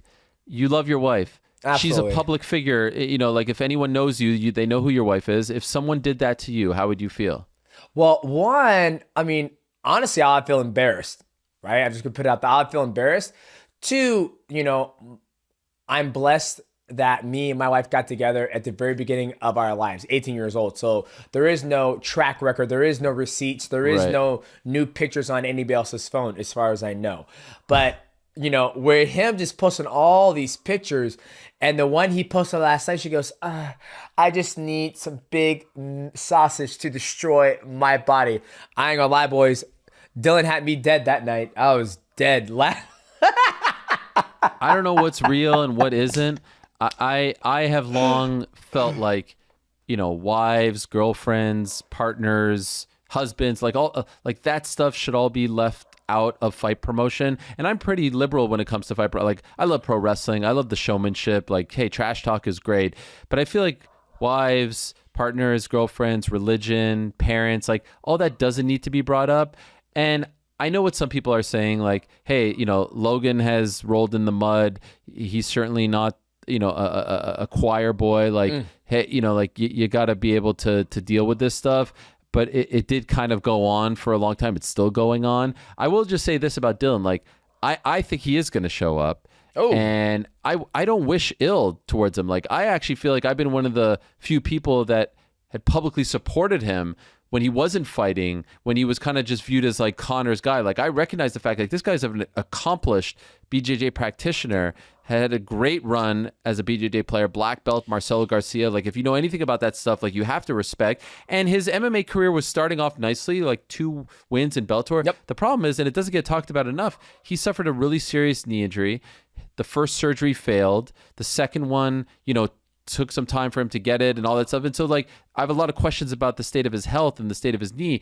And I just wish that he would, like, it's okay to be the bad guy. It's okay to be the heel. It's okay to poke the bear. It's okay to do all that stuff. I just think there's a line. That's all. And with me, like, he does it with me too. He gets personal with me, and I just like, I'm not fighting you. I'm not. I'm just a reporter. So it's a bizarre thing, but I don't wish ill upon him. Well, I think at the end of the day, that's what everybody loves. They love the controversy. They love when somebody can find an angle in somebody's head, right? Because you think about it, you look at Logan Paul, his track record. Yeah, he's done some pretty, harsh things. But as far as to get to him, it just so happens that Nina and Dylan Dennis have had a past, right? Like, I believe they dated before. And Did they? I think Are you sure about that? No, DJ, that's fake news. Oh, well, you got me. Good job, Dylan. You got me. I don't think they did. No, that's some fake, some bad Photoshop jobs and stuff like that. Well, I guess I have 2015 vision. He got me. DJ, what do you want from me? What do you want from me? Right? Those are the worst Photoshops. I think he makes them bad, like, on purpose. Some of them I think were good, but yeah. Here's the thing though, like, if you want to go there, fine. But like, at what point at what point does it if you didn't know any better, you would think that on October 14th, Dylan is fighting Nina. Like, at what point does it become about you got to change the target? No, like, doesn't it have to be more about Logan, right? At some point, or is this enough? I don't think Logan's big. I don't think Logan's bigger than Nina, so that's why I think he keeps on attacking Nina. Golly, it's unbelievable. I will say this though. How about the fact that, like, remember when Dylan pulled out in January of the KSI fight, like, his Q rating couldn't have been lower. Like, everyone was like, wow, you're pulling out of KSI, man. Like, you're a BJJ black belt, you're a Bellator fighter, and you won't fight KSI in a boxing match, with all due respect. And I think that he was like, remember, he disappeared, he didn't say anything, this and that. The babyface turn, the love and support that he has gotten while doing all this is sort of a fascinating commentary on society, or maybe social media, right? Because it does seem like, you look at his engagement in the comments, and a lot of it is support. Oh yeah. I mean, like I said, for a gentleman who hasn't done anything in mixed martial arts or anything in combat sports for obviously some years due to his knee injuries and playing on the KSI fight, he is, one of the most talked about athletes now, just because he's, ragging on Logan Paul's fiance. But yeah, and a lot of people support him. So I'm looking forward to the fight. I hope, fingers crossed, dear Lord, baby Jesus, please make sure Dylan Dennis makes it to the fight. I'll hope every night before he goes to bed, he has a nice warm glass of milk, that beautiful hair of his can grow into whatever it is. Will you watch it? Hell, you goddamn right I'm watching that fight. Who wins? Ooh, man. Have you made your prediction yet? I haven't made my final prediction yet, but right now I'm leaning towards Logan Paul. It's a boxing match, right? Logan Paul, phenomenal wrestler. I've seen him wrestle Ricochet. That kind of wrestling, just pro wrestling. Pro wrestling, absolutely. Yeah, I mean, tremendous. Tremendous. And boxing's boxing. I don't know how Dylan's gonna come out. Dylan, I just don't know, man. So if I was a betting man, I'll bet on Logan Paul. I mean, I just think he's younger, he's healthier, he's more athletic. If it was MMA, I'd give it to Dylan Dennis any day of the week, but it's not MMA, it's boxing. So we'll see. You best believe I'll be tuning into that fight. And I'll also be doing a live reaction, and we also have more breakdowns coming for Logan Paul and Dylan Dennis. So stay tuned out, ladies and gentlemen. By the way, will you do the same for KSI Tommy Fury, or you only care about? No, we will try to do. We'll do a live reaction for KSI and Tommy Fury. We try to do a breakdown for Tommy KSI, but KSI has his stuff on lockdown for YouTube. So unfortunately, ladies and gentlemen, you do not get a breakdown from Mighty with the KSI. So which is all good, you know. KSI, he's good. His last fight, he hit somebody with the forearm, so it's actually a forearm hit instead of like punch, so that should have been ruled a no contest. But you know, it was in the end. They changed it. Oh, they did. So Yes. when we watched the face off, he didn't bring that up. Tommy Fury, and we broke that down, and Tommy Fury was like, "You elbowed a guy," and he goes, "I still knocked him out," and I was like, "Well, yeah, you knocked him out." It's like, if I was to headbutt him and I knocked him out, does that count? I don't understand what you're trying to get at. You did a breakdown for the freaking face-off? Like, you're all in on this, huh? Oh, I'm fully invested. Me and Michael, we're invested. So that's why I hope these two fights go. Dylan Dennis versus Logan Paul, and KSI versus Tommy Fury. So yeah, we're invested. Can I make a request? Absolutely. There's a guy on that card. I'm sort of like in and out of the influencer. Like, I appreciate it. I have nothing against it. Do I know all the players? No, I would never pretend that I do. But there's a guy who's fighting on that card named Salt Poppy. Are you familiar with Salt? Yeah, I know who Salt Poppy is. I need a DJ breakdown of Salt. Salt Poppy's pretty good. He's lost a ton of weight. Have you seen him? He looks fantastic. Yes, he looks fantastic. He actually moves. Yes. Like the closest thing relative to a true boxer. And when I mean true boxer, somebody who's had like amateur fights, who actually has some type of formal curriculum in boxing. He moves like it. So yes, you know what? We will do a breakdown of Salt Poppy since Ariel Helwani wants it. And Michael, we can do that, correct? Maybe. No, exactly. And kind of sticking on that topic a little bit, there's DJ and I learned very early in working with each other on YouTube. Like, people just love the Logan Paul, the Dylan Dennis, the Andrew Tate, and you really have to have no ego about it if you're going to be successful in the YouTube game, because it is pretty funny having DJ just break down. He broke down Dylan Dennis's. We called it a street fight, but it was him just getting sucker punched. No, that gets like 200,000 views. So it's you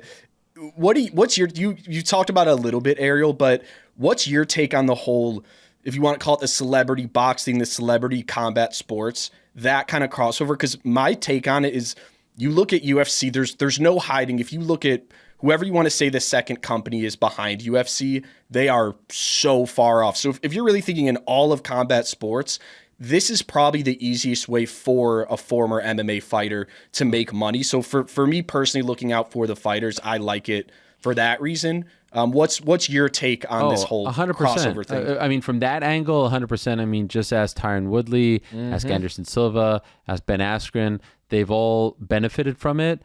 Just Wednesday on my show, the MMA Hour, I was talking to Jessica Rose Clark, and she said that she wants to get signed by MVP and fight Paige Van Zandt. Like, this is just the new path. And honestly, if Bellator goes away, that's not great for the fighters, and we could get into that. That's one less place for someone to make money, right? That's one less option. So it's good that there is this option. Who knows how long it will last?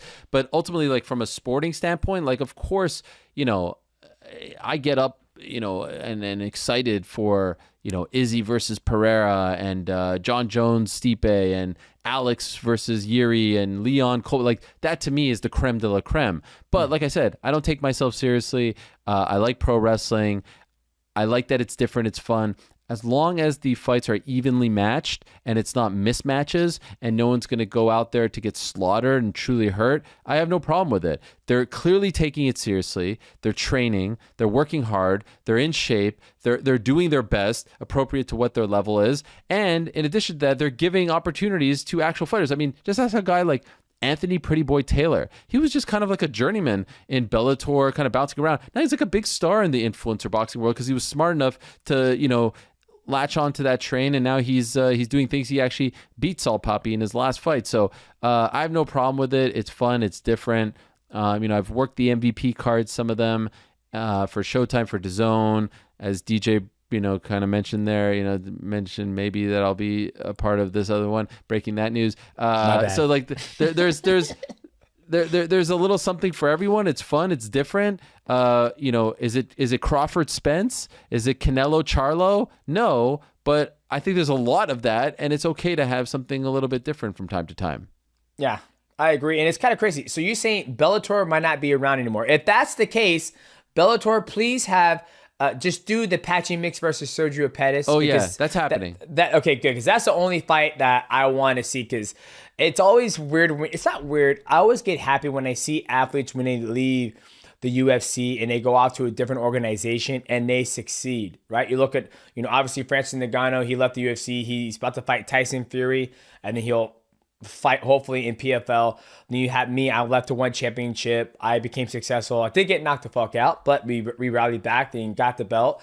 And then you look at Sergio Pettis is one of those guys where he didn't fight for the belt in the UFC, but he left, went to Bellator, and I don't think he got beat at Bellator yet. He had a knee injury. I think he tore his ACL, and he became the champion, beating Kyoji Horiguchi. And then now he's about to fight the winner of the Bellator Grand Prix with Patchy Mix. And I'm super excited about that fight. So I hope Bellator... Love that fight. Save your money. Do whatever the fuck you gotta do. But just have those two fight. And then you do whatever the hell you want with it. And then, yeah, you're right. It will give less places for athletes to go and fight. But then again, if the athlete can find an angle, like Nate, Ben, Tyron, they can make their way into the influencer boxing and make money that way too. I just want to make clear when I say that Bellator might be going away, it's because Bellator might be sold. There's a lot of rumors regarding Bellator potentially being sold to the PFL, merging with the PFL, or maybe another suitor. So Bellator 299 was on Saturday. There's 300 coming up, and then there's 301. That's the Patchy Mix one. I suspect by January 1st, we'll know the status of Bellator. Viacom wants to sell Bellator. PFL really wants to buy Bellator, and PFL's TV deal with ESPN is up at the end of this year, so they want to get a better roster, a more robust roster. So it's a really interesting story to follow from a business standpoint. The one negative I would just say is if you're a free agent, whether it's a free agent from ONE, UFC, PFL, that's now one option that may go away, and that's unfortunate. Yeah, it's well, if it does sell to PFL, right? I wonder if they'll still have the, because you know how Bellator and Rising, they have this kind of like bromance going on, right? They can share each other's fighters. Scott Coker and I believe it's Kazuya Sakuraba. No, it's Sakakibara. Sakakibara. My apologies. Sakuraba is a legendary fighter. Hey. Sakuraba's fighting Mikey, right? No, that's Shinya Aoki. Oh, Shinya Aoki. Yeah, no, I just... I was like, what? Did I miss? What in the... No, Shinya Aoki. Yeah. Sakuraba's the Gracie killer. Yes. I love it. So if Bellator gets sold to PFL, then you don't have that cross promotion that we always dream of seeing, right? I love when I see Ryzen and Bellator co-promote, because I love when I saw AJ McKee go over there and fight Roberto Satoshi. So I love that fight. So if that happens, that is going to be sad, because I don't know if PFL will still play ball with Ryzen. They're like, nah, like it's going to happen. And then it does take away one extra home for athletes to go and compete. But, at least if that does happen, the Pettis brothers will be under the same banner again with Showtime. I don't know if Anthony's still fighting professionally. I know he's doing boxing, but I don't know if he's doing any more MMA. Well, the interesting thing is Sergio Pettis is a 135-pound champion, at least as of right now. Apologies for the dog, by the way. That's Matcha. The doorbell rings. They go crazy. As of right this second, PFL doesn't have a 135-pound division.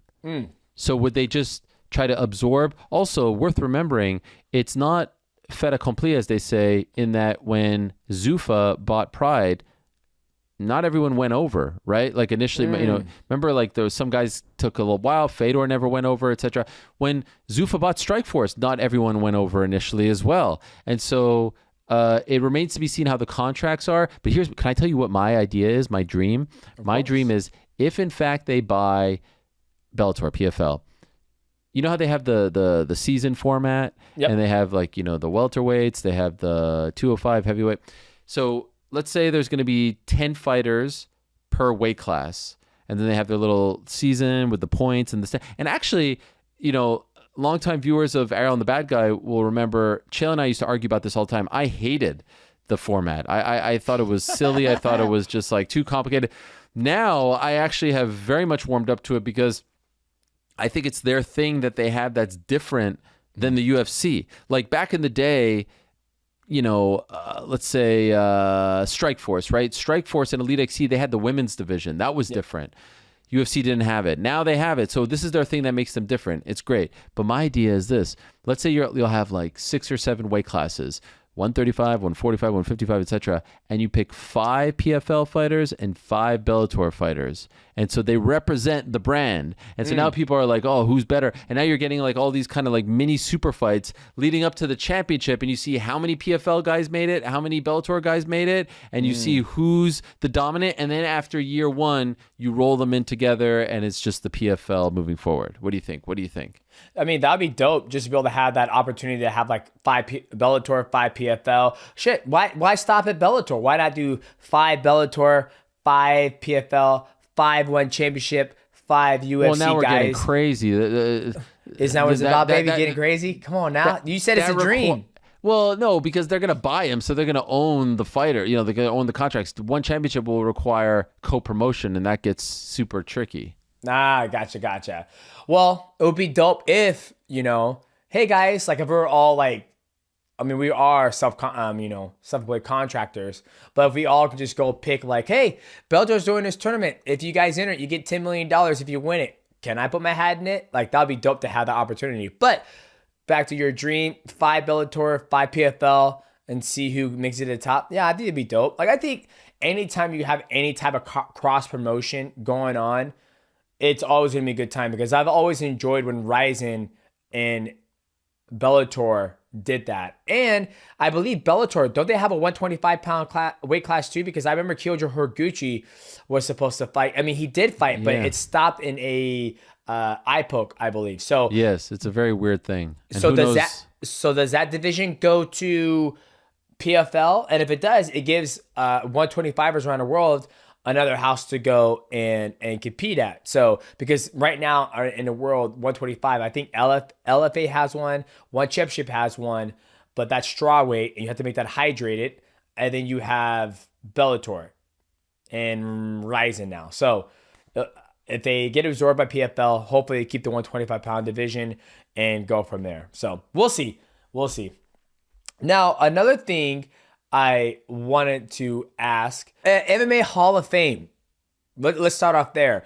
You know, I was literally sitting here before we jumped on this call, but before we started the podcast, like MMA Hall of Fame and the greatest of all time, right? Those things kind of go hand in hand. What, in your opinion, does it take somebody to be, you know, introduced into the MMA Hall of Fame? We're not just talking about the UFC Hall of Fame. We're talking about MMA Hall of Fame in general, right? Because obviously you have greats like Fedor Emelianenko, Mirko Cro Cop, the Nogueira brothers. Obviously they fought in the UFC, but you have a lot of guys who never stepped foot into the UFC that will never make the UFC Hall of Fame because everybody in the world recognizes the UFC Hall of Fame, not Mixed Martial Arts Hall of Fame. So if that was to happen, what would be like the curriculum or the credentials somebody would need to make it in there? Like for me, I think they should be able to fight on both sides of the world, right? Which is of course not possible for a guy like John Jones, right? He never has ever stepped foot on Eastern soil, right? So would that like disqualify him for the MMA Hall of Fame or what? Like no, that's crazy talk right there. That's crazy talk. First of all, this is one of my great dreams. This is one of the things that I would love to see happen in this sport because I'm a big fan of history, of sports history, and of combat sports history. Like recently we had this Noche UFC event celebrating Mexican Independence Day, and one of my favorite parts of the broadcast, and shout out to a former colleague of ours, well, he's still at ESPN, but a former colleague of Michael and I's, Gonzo, Alex, who put together this great package with Gilbert Melendez voicing it about the history of fighting and in particular boxing on Mexican Independence Day weekend. I feel like MMA and the UFC in particular, I'm not trying to knock them, but it's just a criticism. They don't honor and talk and showcase the history of the sport enough. And so there's a UFC Hall of Fame, and I think that's a great thing. And I think it's important to celebrate the history of the UFC, and I love that they do it on International Fight Weekend and all this stuff. Just like WWE has their own Hall of Fame, just like the Knicks have jerseys hung up in the rafters of Madison Square Garden. Every sports team has their own version of a Hall of Fame. But I think it is crucial, it is very important that every sport has its own independent Hall of Fame. The Football Hall of Fame in Canton, Ohio, is not the NFL Hall of Fame, it's the Football Hall of Fame. The Basketball Hall of Fame in Springfield, Massachusetts is the Basketball Hall of Fame, not the NBA Hall of Fame. There is a Boxing Hall of Fame in Catastota, New York. That's not the Top Rank or the Matchroom or the Don King Hall of Fame, it's the Boxing Hall of Fame. There needs to be an independent mixed martial arts Hall of Fame. Why? So that people, young fans, old fans, can go and learn about the sport, the history of the sports, the roots of the sport, and not just the roots of the UFC, which is important, but can learn about everything. The founding fathers, the ups and downs, the prides, the IFLs, the Elite XCs, and it could be a place where legends who didn't fight in the UFC can be honored, can have a home, can bring their family, memorabilia could be shared. Like, all these things are crucial. And so more important than like the criteria right now, I think something that really needs to happen is an independent MMA Hall of Fame. Like, to me, I can't quite get over the fact that we don't have one, and there's no talks of having one. It's criminal that we don't have one. And I feel like the sport will only be viewed as like, the UFC. Just the UFC. Yes, there needs to be a place where we honor the history, where every year everyone comes together and everyone's welcome and there's no bias. It's very, very important. This needs to happen. It's kind of crazy you said that. You said the IFL. You brought up, I'm getting all fired up here. I have to take off my sweatshirt because I'm getting all fired up talking about the damn Hall of Fame. I mean, you mentioned IFL, International Fight League, Strikeforce, Elite XC, I think there's Elite XC, I believe. I think it was on Showtime. It was called Show XC. That was their Challenger series. That's what it is. So many things, and it's funny because that is the history of mixed martial arts, right? Like, a lot of those shows brought up some of the best fighters in the world, right? Or even Cage Warriors, I believe it was. Cage Warriors. Yeah. Elite XC. I mean, I remember when Matt Hume fought Pat Miletich. That was an underground show too. And then you also have Pancrase, because Pancrase is kind of like a form of mixed martial arts, even though it's open hand slaps, and you have Boss Root to come from there. But that is a good point you bring up, because right now everybody thinks of, when you think of the US, if people ask me, Demetrius, do you ever think you'll make it in the UFC Hall of Fame? I'm like, well, why does it have to be the UFC Hall of Fame? Why are you only recognizing just the UFC Hall of Fame? Why not just the Hall of Fame of mixed martial arts, where all the greatest athletes in the sport of mixed martial arts get the opportunity to be recognized? And it'd be cool to have, a nice little brick and mortar where people go there and look at the memorabilia. Take your family and so. By the way, right now the UFC Hall of Fame, you know what it is? It's a wall. Up the staircase at the UFC PI, there's a couple of plaques. That's the UFC Hall of Fame. There isn't even a physical. You can make a strong case that there should be a physical UFC Hall of Fame as well, somewhere in Las Vegas, I would imagine. Or if you want to get cheeky, you could put it in Denver, because that was the site of UFC 1. But Las Vegas probably makes the most sense. People can make pilgrimage. But it is crucial for a sport to be taken seriously to have a Hall of Fame where, and by the way, just for the record, you know this, you don't need me to tell you this. You would be in the UFC Hall of Fame. Whenever you decide to walk away, you would be a first ballot shoo-in. You should be, if it's next year, this year, whenever it is, like, you should be recognized, you should be celebrated, you should be inducted.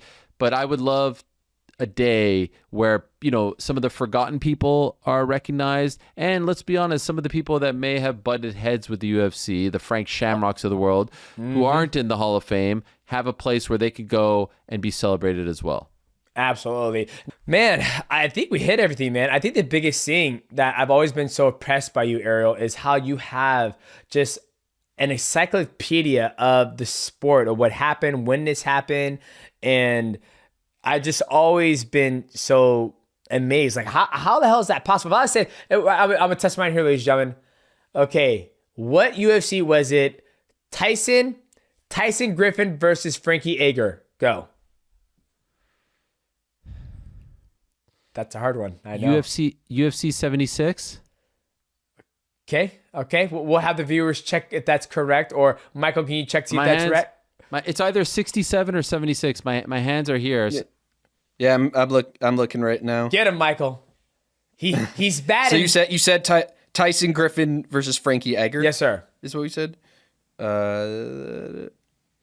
So looking right now, it looks like it was UFC 67. Oh, you got it right. You say 67 or 76. Yeah, okay. Ladies Come on, and man. gentlemen. Come on. But that's what I mean.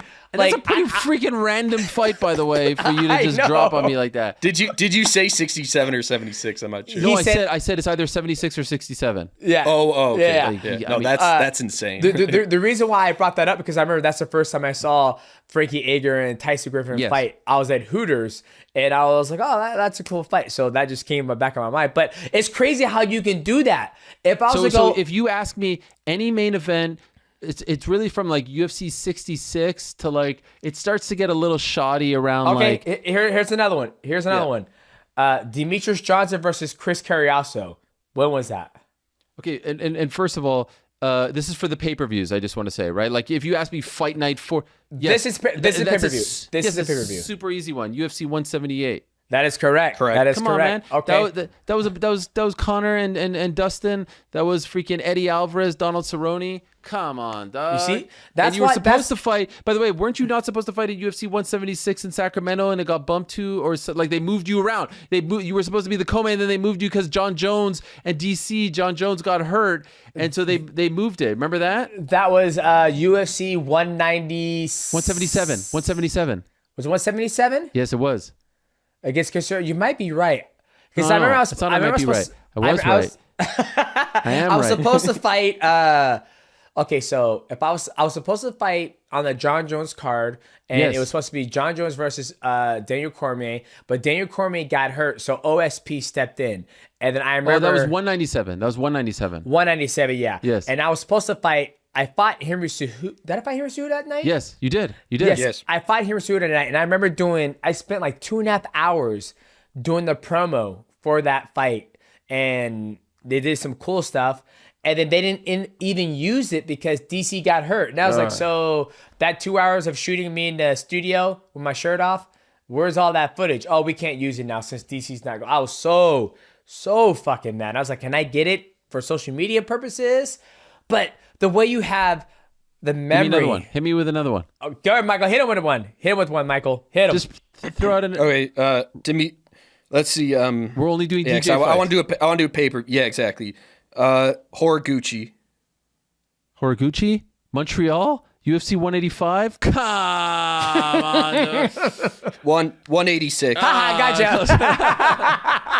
It was Montreal. Though. It was Montreal. Oh, yeah. Why did I say 185? I got too cocky. By the way, that was the last show in Montreal. By the way, there's the last show in Montreal. There hasn't been a show. That's my hometown. And funny story. You probably don't remember this. This is actually kind of crazy. I love these stories. By the way, we're taping this on September 21st. I hope you don't mind me saying. 10 years ago today, UFC 165, arguably the greatest title fight of all time, John Jones versus Alexander Gustafsson, won in Toronto. So happy anniversary to those guys. What a fight. Anyway, by the way, did you fight? No, I didn't fight on that Joseph card. Benavidez fought on that one in Toronto. Wait, did you fight? I think you fought Joe B on that one. No, that was UFC 152 where he fought John Jones. Also Toronto. Vitor Belfort fought John Jones, right? Bisping made fun of Joe B. Speaking of Bisping, you fought in Montreal against Horiguchi. Yep. And we were supposed to do a sit down in your hotel room in Montreal. Oh, yes. On the Thursday. You got very sick. You weren't feeling well.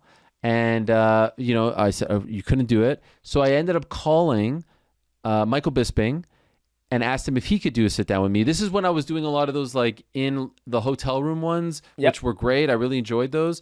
And Bisping was coming off the submission loss to Luke Rockhold. And so everyone was like, all right, that's it. You're done. Like, he was fighting CB Dalloway on that card.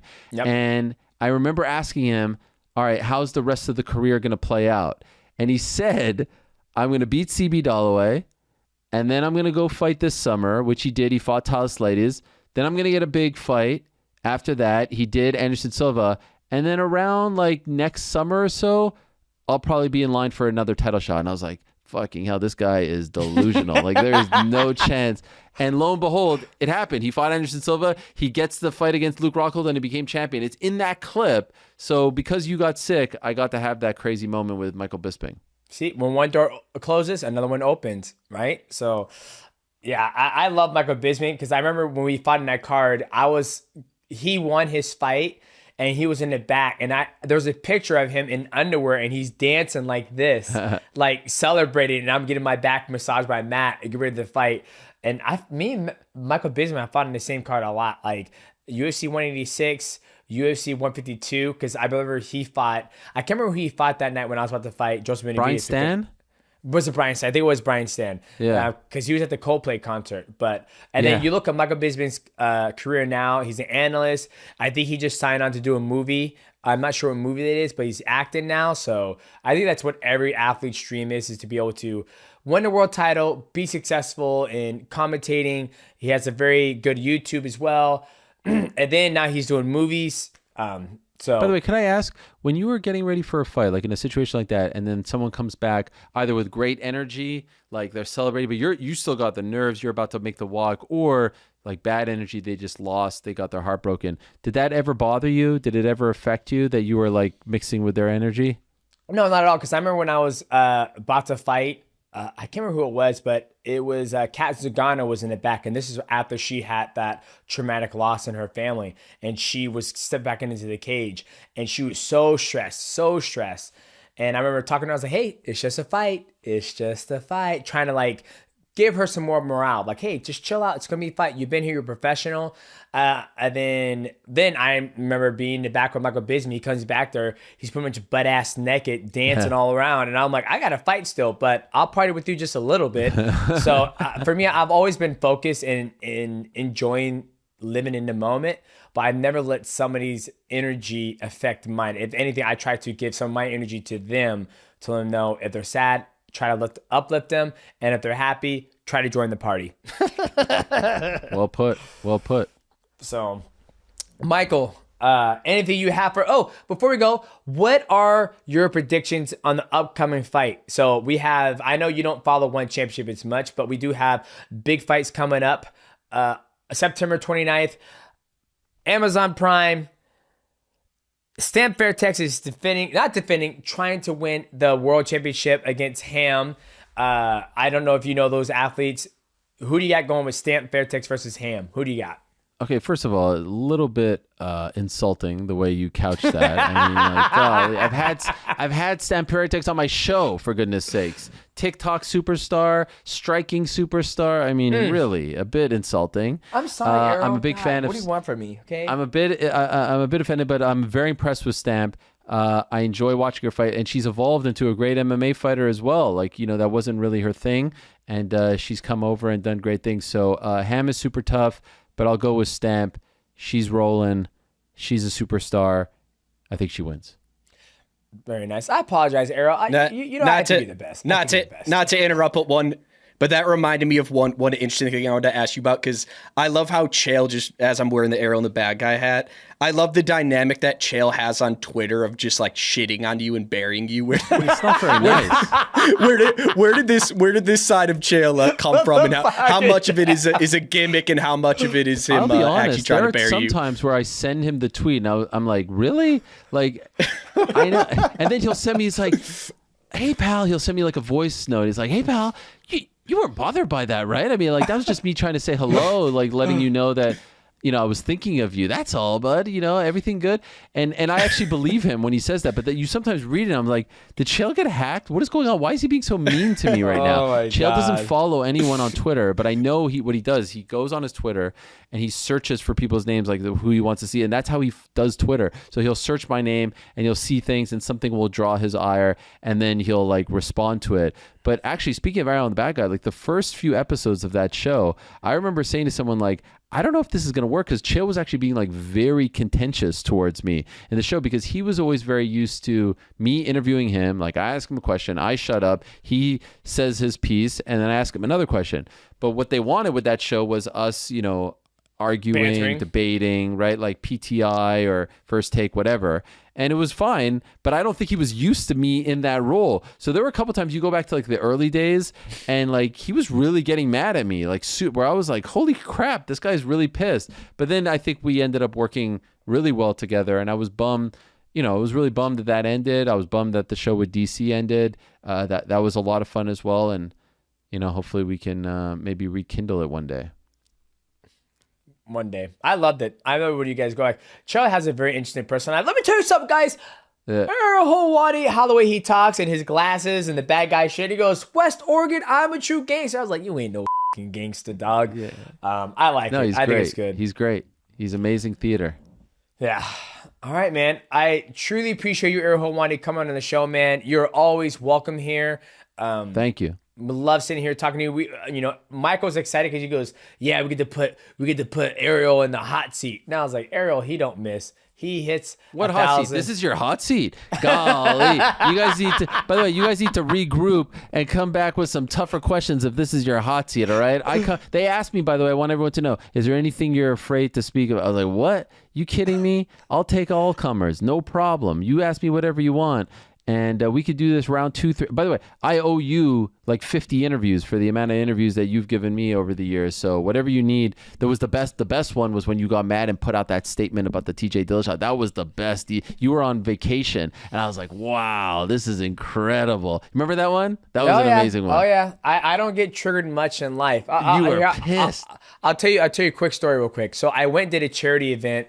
I think it was Monday. We went golfing, and you're golfing, and on the golf courses, sometimes there are homes. I go through my life respecting everybody, being gracious to everybody. I try to help everybody that I come across. These motherfuckers, we hit the ball, it pops fly, it goes over to the left by a house, and we say four heads. The ball lands. We jump in the cart, we go down. This guy comes and goes, "Hey man, what the you almost hit me." I said, I got out of the cart. I said, "Hey," I said, "Dude, you're on a fucking golf course. What do you think is going to hit you in the head?" We said forward. He goes, "Yeah, but I have my guys working." Once again, you're on a fucking golf course. Guess what, buddy? You got fucking 30 more people coming behind me, so buckle the up. I was literally ready to fight. Like my anxiety, I don't have anxiety, but my senses like rose extremely high, like I was about to fight. And I was like, don't come me like that. Like how he should have approached me was like, "Hey dude, excuse me, I'm sorry, but I have guys who are working here. You almost hit us. Next time, could you, give us a heads up when you guys about to tee off? I just want to make sure I can protect my workers." If he would approach me that way with that type of decency and kindness, he wouldn't have got a bat out of hell out of the golf cart ready to fight. But, so to bring it back to the TJ thing, yeah, UFC trying to like, "Oh, you better do this." I was like, no, close the motherfucking division. I don't care. Like when I did that, there came a point in time when I think every athlete needs to take advantage of the leverage they have, right? Mm-hmm. If a company wants something from you and it's not in your contract to be obligated to give them that, then you don't have to do that. So when they offered me to fight TJ Dillashaw, I said, yeah, we can do it. You can pay me $1 million since it's a super fight. And 2, if TJ doesn't make 125, then we fight for his belt, because I knew TJ could not make 125 healthy. We knew that. And fast forward, that fight was supposed to happen in 2015, I believe, 15, 16, around that area. Fast forward, when he goes down to 125 to fight Henry Cejudo, he pops for EPO. And I actually saw TJ Dillashaw at Disneyland. And I went to him. I said, "TJ, why did you say all those mean things about me? Why'd you say that?" He goes, "Come on, man. I'm just trying to get a fight. I'm trying to sell the fight." And I was like, "You don't have to say mean things about me." And then I said, "So why did you do it?" And he says, "Honestly, I was trying to make history. Each time I try to make the weight class, I'd wake up and I was crashing. I had no energy. So I started to take," and all this is public documented, but I asked him man to man. He goes, "Well, I started taking it because, my blood started crashing. So I needed to take the EPO to get my red blood cells caught back up." So for me, I think I try to go through life transparent, being honest, helping people, not, belittling anybody, but yeah. So that was a funny thing. Yeah, What a you legend. did break that story. It was a great. No, you came on the show and you freaking dropped fire. It was like it was a different side of you. And now, and that was like even before we would. Now you drop an F-bomb every second word, but this was like squeaky clean DJ era. So it was great. Great times, great memories.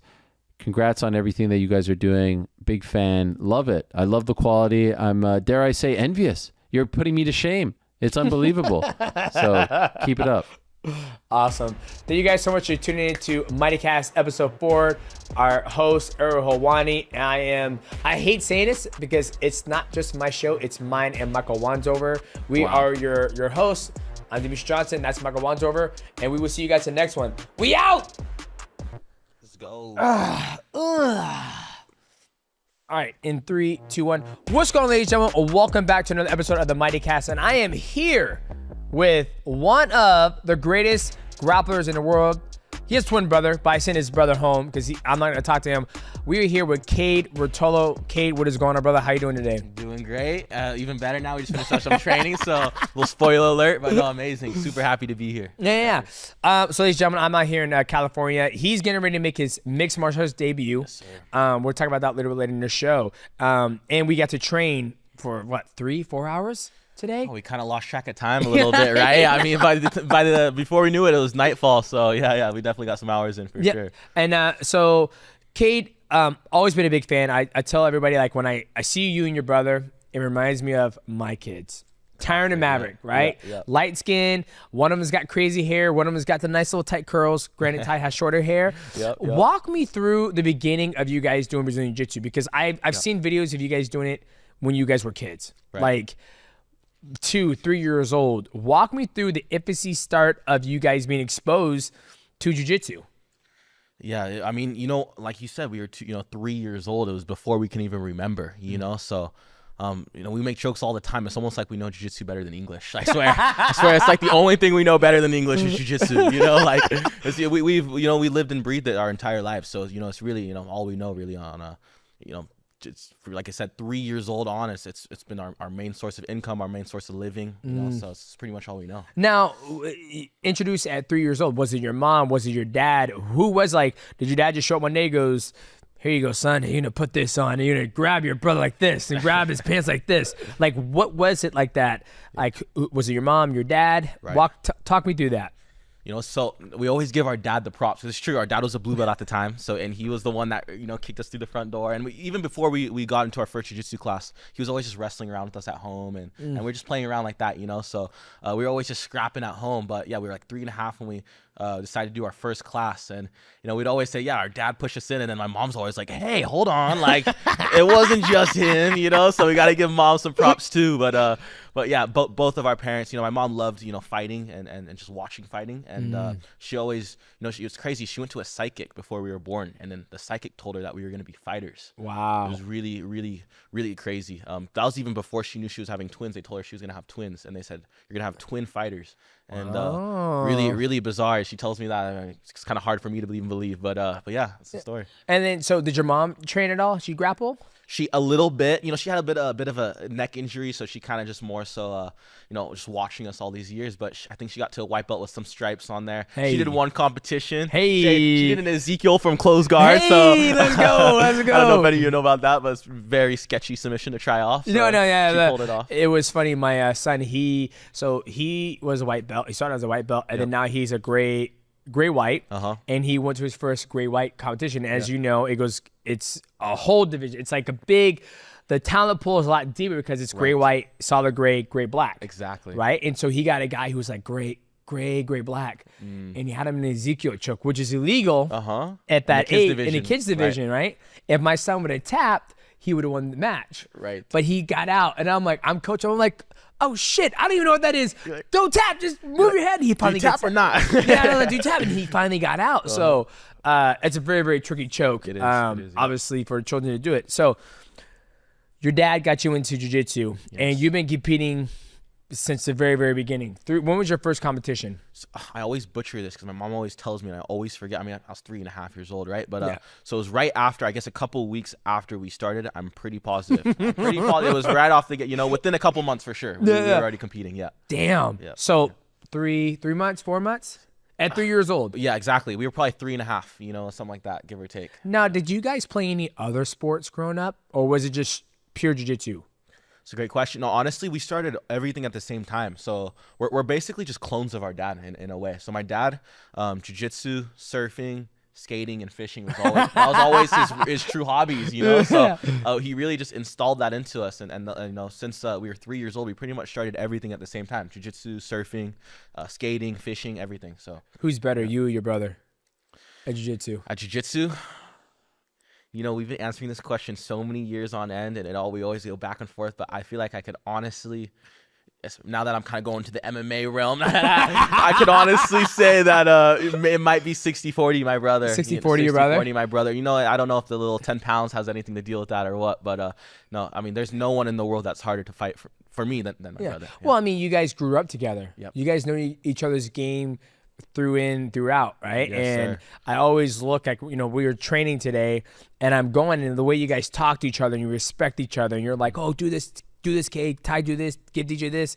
It was like very impressive to me, because usually, my son's like, Dad, you can't give 10 at, chocolate. I'm like, I'm the goddamn adult. Don't tell me what to do. Yeah. Well, you guys you respect each other, and I think it's amazing to see that, and because you guys are both super high level jiu-jitsu practitioners and athletes. You know what's interesting? I don't know. I feel like this is honestly something that's kind of only happened as of recently, because it was always like in a you could say constructive criticism, but it was almost like in a negative. Bro, you suck. It was always like that. It always lead to fights. Always, every time. It would what? Fist fight. When, what I mean? When you guys fight, is it a fist fight or is it a jiu-jitsu fight? It's bare knuckle. So you guys don't grapple when you guys fight? No, there's no grappling. It's just damage. It's just try to hit. It's just it's probably not the best, but yeah. I figured it'd be more like, you want to fight? Yeah, let's fight. All right, motherfucker, I see that. Come on, let's go. Let's go. Let's get after it. No, it's quite the opposite. It's funny. It's almost like there's a rule like no takedowns. It's just like try to There was a time once, I can't remember what it was over. I think I was just talking crap about his girl for one time. This is way back in the day, and he was or about his relationship, whatever it was, and he wasn't having it. I was like, no, dude, it's not right. Long story short, we both get in the car. We're all heated at each other. Yeah. He's like, we're fine. We're about to fight around the front yard. But we have all these neighbors, we can't fight here. So we drive. We were like 2 minutes from the beach. We drive to the beach, and we probably had like a 20-minute boxing match, bare knuckle, just blooding each other up, fat lips, just like on the beach. It was pretty hectic, honestly. But yeah, we've been through wars. What'd your mom say when you got home? That was in San Diego, so that was it. We were about an hour and a half away from home, thank God. So we didn't see mom for a couple days after that. I don't even know if we told her, to be honest with you. Well, you have perfect, built-in excuse. You guys come home with a black eye and bloody lip, and they're like, "What happened?" I was like, "Mom, training. We do jiu-jitsu. It's training. It's a tough day in the office. Don't worry about it." That's hilarious. Okay, so true. What's going on, ladies and gentlemen? This podcast is sponsored by only best energy drink out in the world. So your first competition as a kid was 3 months afterwards. Yep. You've been competing forever. Talk me through the transition period from when you're, adolescent until you're like a teenager. You're 21 years. Ladies and gentlemen, he's 21. So just give you kind of context of where we're at with his life. Talk me through the time when it became super serious. Right? Like there's pictures all over the internet of you and your brother with all your medals, all your belts. And it says day one. It shows you guys as kids. Mm-hmm. It shows now today, and you guys have all these. When did it become like super, super serious for you guys when you started winning major tournaments and all that good things?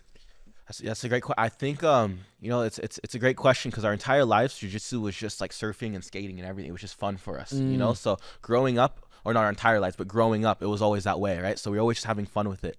It wasn't until about, I think around 11, no, maybe even earlier, around 11, 12, give or take, was when we landed our first couple sponsorships, right? So then started to, it wasn't much money, obviously. So it was the sponsorships that made it more serious for you guys, not like getting ready for Pan Kids or Pans Euros or whatever, right? It was once the sponsors came, that's when it was like, oh, well, here we go. Yeah, I honestly think that was when all the pressure started to add in, because it honestly, as kids, we were so dominant, like in the most humble way possible, and we were so dominant as kids, very rarely we'd ever lose. So it was almost like we were just showing up for another day at work. It was almost like not even stress levels about the competition. Once we started getting paid, it was like, okay, so we're the best kids, and we're getting paid because we're the best kids, so now we got to stay the best kids.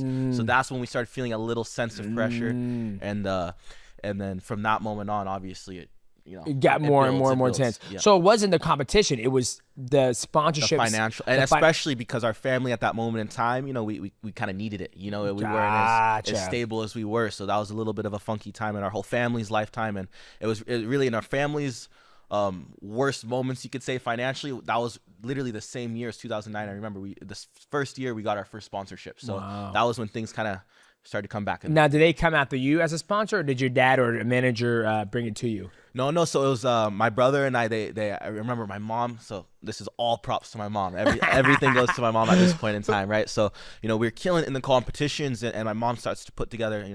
Still today we're known for a lot of these old school highlight videos of us as kids. Just I love them. Right. I love them. I see them all the time, and come on. Come on. And I'm like, it's amazing. Yeah, I appreciate that. Yeah, so my mom starts whipping up these highlight videos, and they coming together super awesome, super slick. And at that time, I feel like we were the first generation of kids to be brought up on the mat. There wasn't there's adults starting later, but there wasn't, jiu-jitsu was still so small at that time. There wasn't so many kids born on the mat and raised through jiu-jitsu. Yep. Right. So my mom started to put together these awesome highlight videos, and I feel like we were some of the first, and humbly speaking, like some of the first that helped build the brand when you guys were young, even though you didn't realize you were building your brand without even knowing. You just guys were doing what you love, which was your passion, grappling with your best friend, your brother. Absolutely. And from your mom recording it and so posting blessed it. to have parents like our parents to keep our heads on straight, and to also make those highlight videos and just put us in the right hands. Absolutely. So it was the financials that came into play that made the game more serious. But when did a competition get to a level? Because as I'm asking these questions, I look at my kids, right? Like I said earlier, all day, ladies and gentlemen, like when I look at Ty and Kade, look just like Tyron and Maverick, and there comes a point in time when the switch changes. It was obviously the financials, but then when they get to a point where you started going to, adult worlds, I mean, you just had your black belt debut in the gi finally. And I actually watched that. Congratulations. You did a front flip over homeboy. I tried. And I was like, that's one way to pass a guard. When all else fails, right? Just send it. So when did it come a point where you made that transition to you started making money, you started winning all these competitions.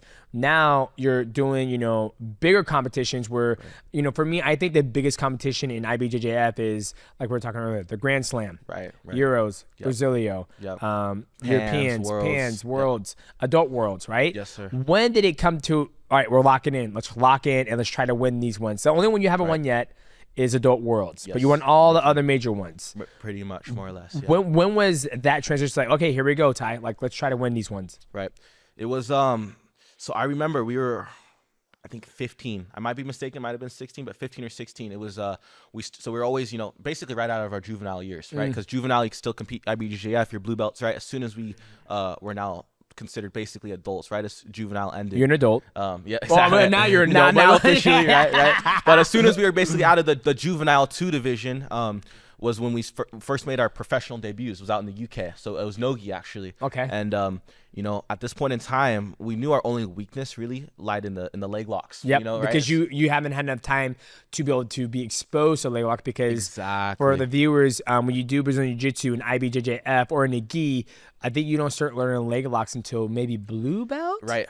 Blue belt, and you can't even use them, and then you can't even use them into the competition until you're brown belt. Right. And then when you're black belt, everything goes. So imagine that you get exposed to them by learning them as a blue belt. When you're purple belt, you can't use them in competition. Blue belt, you can't use them. Right. Then when you finally become a brown belt, you can finally use them. So imagine that. Then when you finally start to fight professional, everybody's like, oh, you just got here?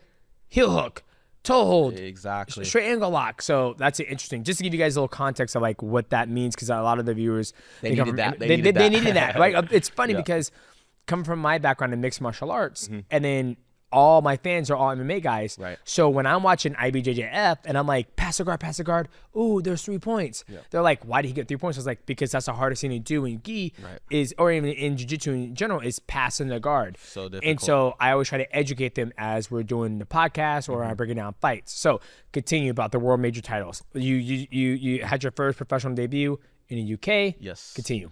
Yeah, no, exactly. So we were at the Grapple Fest out in the UK. Mm-hmm. We both competed. We both won our matches. There's some awesome matches. You know, I remember my guy. I was last thing in the world. I was fighting a leg locker, right? So both of us, both my brother and I, were fighting leg lockers, right? Yeah. So the only thing running through our mind is don't get leg locked, right? Yeah. Don't get leg locked. So we're doing great on the outside, passing whatever. Somehow my fight gets back to standing, and this guy jumps. I knew he could jump the triangle, especially in the position I was, but I'm like, he's not gonna do it. And then he jumps the triangle, and man, I was standing with the triangle. He was had to be triangled for like 2 minutes straight, and my legs are shaking. They're wobbling like this, and finally I get out somehow, and I darce him, you know. And I was like, yes, so thankful. But yeah, that was really just the start of the ball rolling down the mountain. Okay, this darce, you just mentioned it. Yep. What is this darce? You have your little emote, you guys do it. I felt the damn darce today. It felt like I was being pulled in like fucking Swamp Thing. He's probably too young to know who Swamp Thing is, but like, where did this move come from? Like you talked a little bit about earlier today when we were training. Where did this move? Because that's kind of like your guy's signature, Right. Like even when I told my professor, I was like, "Oh, I'm gonna come down here and train with the Ruotolo brothers." He goes, "Good luck with that. You're gonna get caught in that damn that darce joke." Where did that come from? You know, it's a great question because honestly, like I said, I've been in jiu-jitsu for so long, I don't even remember half of my life in jiu-jitsu. But there has to be a point in time where you're like, "This is my fucking move." Right. And like for me, I'm an armbar guy. Yes. I love arm bars because all I have slam to armbar will forever be remembered. I'll tell you that much. So sick. That's my thing. Is like it's easier to constrict somebody's arm with my whole body, right? Yep. But when you try to do triangle, you get fucking stacked. Yeah. I'm just like, I'm an armbar guy, right? There has to be a point in time where it's like, I'm a fucking darce everybody. Right. When was that point? So I thought that point was around 16, 17, especially because we're killing all these leg lockers with the darce. They're always overcommitting, boom, straight to our darce, right? So I thought it was around that. But then I started watching a lot of old footage, and there's highlights of us in a white belt at 3.5 years old doing a darce. Wow. I didn't even know I knew the darce back then. Can you even do that? That's what I'm saying. I don't even know. But there's a video of me at white belt. I'm 3.5 years old. I think this is probably before they made darces illegal, because I remember there was a point in time where they made darces and certain submissions that shouldn't be illegal in the kids divisions, right? So I think it was before that point in time. But yeah, I remember 3.5 years old doing darces, and I didn't even surprise myself. I was like, dang, I didn't know that. But it's kind of like your guys' brand. It's your signature, right? Absolutely. And like when you're at ADCC and you guys are IBJJF, you beat somebody, you're like, wow, darce. Even if you don't beat them with the darce, you're like, darce. It's like it's kind of like my Mighty Mouse signature. It's like, boom, I beat it. I felt it, and I'm not gonna lie, I was actually impressed. Like, you got me the buggy choke, and you got me the darts, and I'm like, God damn! Like the way they squeeze is like, at first you're like, I'm not even squeezing right now. This is just me locking it in. I'm like, yeah, I'm about to fucking pass out.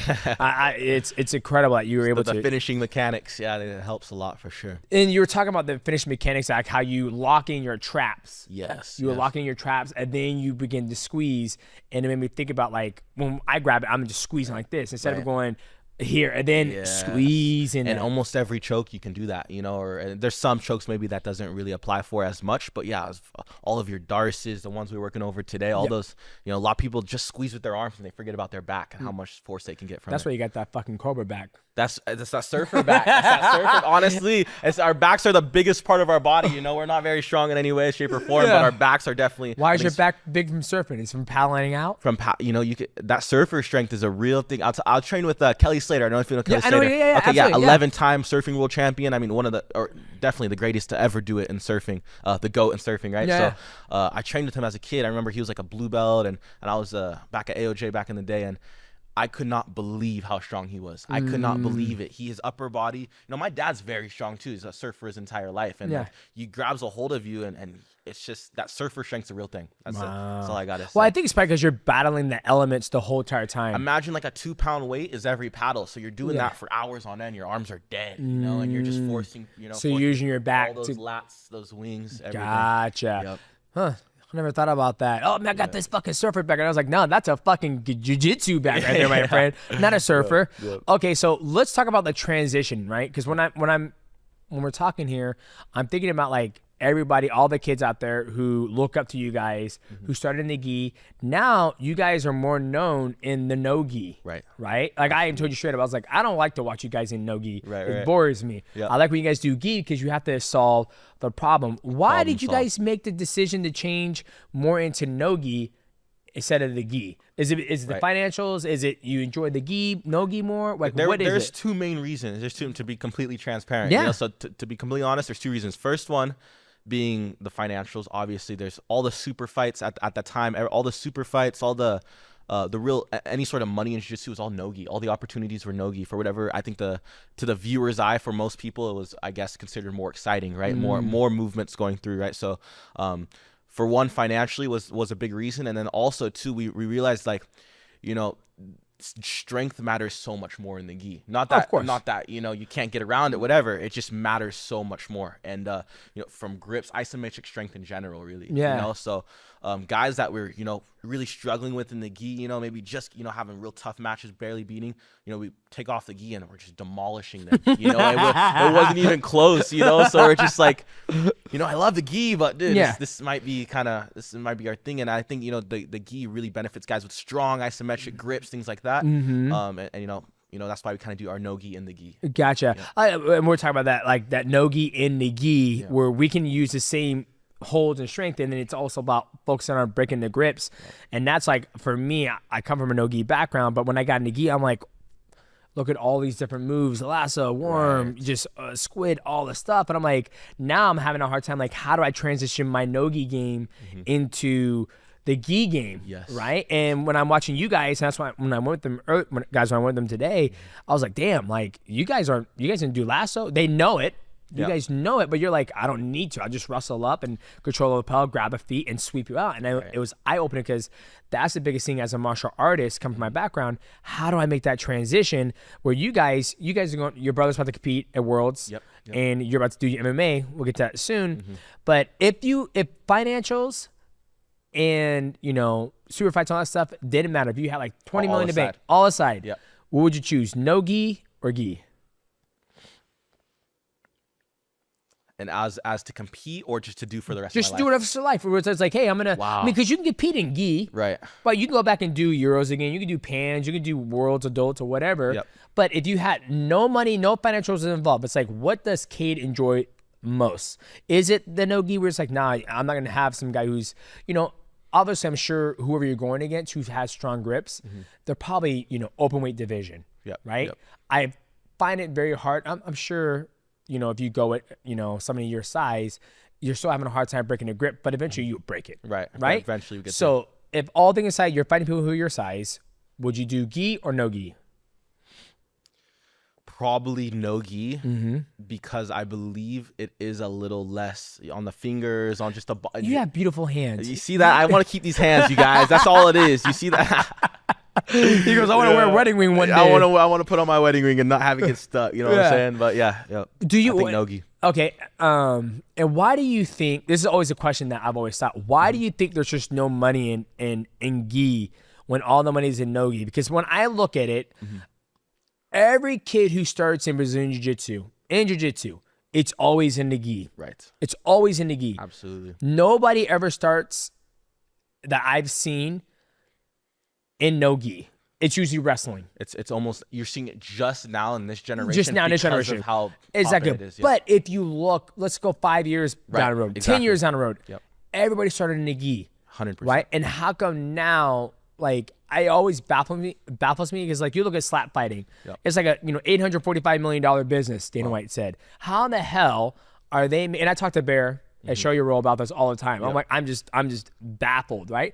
You're starting to see a lot more, you know, organization pick up the gi. You have ADXC, you have BJJ Stars, Heroes, and all that stuff. The thing you just competed on as well. They're trying to bring flow grappling. I'm like, but why is there no money in gi jiu-jitsu? You know, I truly believe that in the gi, it takes someone like you, like us, to really make it exciting. You know, you have to really want to finish your opponent, to really want to not just finish your opponent, but to smash your opponent. Because the gi is, there's so many stalemates, you know, with the grips, you know, just it could take minutes just to break 2 grips. Minutes, you know, and that's the same position on end, right? So for, you know, someone like you who's been a martial artist their entire life, it's easy for you to get fascinated in every grip break and get lost into the process of, oh, is he gonna pass or is he gonna get swept, or because you understand it, right? I think from a people just from the average, maybe not the fight, the average, the average viewer, exactly, the average Joe or whatever you want to say, someone who doesn't fight on a regular basis they're just kind of look at that and just kind of just not really understand it. They're just not, just to be 100% honest with you, they're not gonna. You get two guys in the gi that are still trying to smash, big Saranagi, big armbar, that's exciting for everybody. Everyone's winning there, but I think there's just not enough people like that, to be honest with you. Gotcha. That makes sense. I mean, it just breaks my heart because I see my kids in it, and then eventually if they want to make, obviously they're 10, 9, and 5, let's fast forward another 10 years. Yep. Who knows what can happen with the IBJJF or ADXC, even one championship, if they're going to get more into gi, where gi grappling, where is the infancy stage, or excuse me, not infancy stage, but the beginning stage, I feel of 80% of people's journey into Brazilian Jiu-Jitsu. And then eventually they take off the gi and they're like, hey, let's do no gi. Mix it up. Mix it up. Exactly. And you have ADCC where they just primarily focus on no-gi. And I've always been fascinated. I'm like, I just don't understand. Because for me, when I watch no-gi, I'm excited to watch it, but it's all leg locks. Right. It's everybody going out their legs. Heel hooks, toe holds. It's the same thing over and over and over. It's like nobody tries to pass guard anymore. Right. My brother and I are like the last two in there, right? We're just the only guard passers. We're the last fucking guard of guard passers. But it's truly like everybody sits down, it's ankle lock. And I'm like... When I watch the gi, I'm like, okay, he tied him up. How is this person going to deal with this grip? How's he going to sweep him? He sweeps him. And then, like you said, there are people who just hold the position instead of, funny story, when I was at Pan, somebody goes, man, I love watching you compete in the gi. So why? And I was like, you ever watch golf? It's fucking boring. Watch what? Golf. Yeah. He's like, it's fucking boring. But when I watch Happy Gilmore, I love golfing. Yeah, that's what I feel when I watch you in fucking gi. I was like, what amazing! Like, I love that. I was like, did you just become my best friend? It was hilarious, and I was like, thanks, but I appreciate that, right? Because I want to bring a different excitement to the gi, even though I just got to the party, right? I'm the new kid on the block. I'm enjoying it, and I love it. And I've always wanted to ask that question for somebody who's come up in the gi. Now, I see you and your brother doing more no-gi, ADCC. You've had amazing competitions and one championship, which brings me to the next segue of this interview. One championship. Yes, right? You finally get to the biggest promotion in the world when it comes to grappling, right? What was that process like? Because you're winning, all these major tournaments. What was the decision to go into one championship, into the no-gi part of their division? Right. I remember our professor kind of led the charge for that one. I remember Andre Galval. He was the first one, I believe, or definitely from our team, the first one to get sponsored, but to brought on to one. And so we seen him. He had a match on one, and where everyone's rooting for him, everyone's stoked. And I remember not far after, they offered my brother and I some contracts. And as you said, one of the biggest platforms for submission grappling. So it's kind of a no-brainer. We had to take the opportunity, and ever since then, it's been no looking back. We've been really, really happy with the partnership, and been, in the beginning, a lot of matches, but not quite the exact as far as the level of guys. We wanted the best in the world at jiu-jitsu. Yeah. And really fun matchups. We're getting a lot of cool sambo guys, things like that, and great for a lot of the viewers. Switch it up, things like that. But my brother and I, we're here to be the best in the world. At what we do, right? And so we felt in order to do that, we had to fight the best in the world. And as of recently, they've been feeding us the last year's no-gi world champion, and they're stepping it up. Francisco Logan, Isaac Michelle ranked number 2, who under my brher, right? And I just fought him. So homeboy who pushed you at the weigh-ins are like, this dumb motherfucker is here. You don't know what's coming next. You're like, no, I'm gonna get you next. You end up destroying him. I'm like, oh god, these guys. That's what I always felt when I watch you guys fight at one, is because I always tell people like where you come from in the IBJJF scene and even the ADCC scene, those are where the best guys are at, because you're going through a tournament. It's not just a 10-minute match. It's like, boom, you just beat this guy. All right, 10 minutes later, you got another one. Boom, 10 minutes later, you got another one. Boom. You know how challenging that is. I've only done 3 tournaments. And I'm like, I am fucking spent. I am spent. You really got to take it match by match. All of a sudden, you can't overexert. You can't put all you got in that one match, because then you got 5 more after. You're but if you get another banger, like imagine if you and your brother went after each other and it was like, whoever wins this wins Adult Worlds. You're not going to go fucking easy. You're like, this is the one we're both missing. Exactly. But we're going. We're going. Next year for you, buddy, right? Yep. And that's one of the things I love about watching it, because it's like, it's a tournament. It's like, it's 35 people in the tournament. only one champion can be here, right? That's when you really learn about yourself as an athlete. I feel like, there's super fights are cool. Super fights are amazing. You could beat the best in the world in a super fight, right? And you're the man, but you really truly know where you're at as a competitor when you've gone. Like for me, the ADCC trials was one of the hardest. I mean, there was 600 some people in my division, my division, so like it was. How many matches? Did you by have? the time you actually get there, half of them don't show up, half of whatever happens. But I remember in the sign up, perfect. You got 200 motherfuckers still there. Exactly, So I think it was like 8 matches or 7 matches or something like that.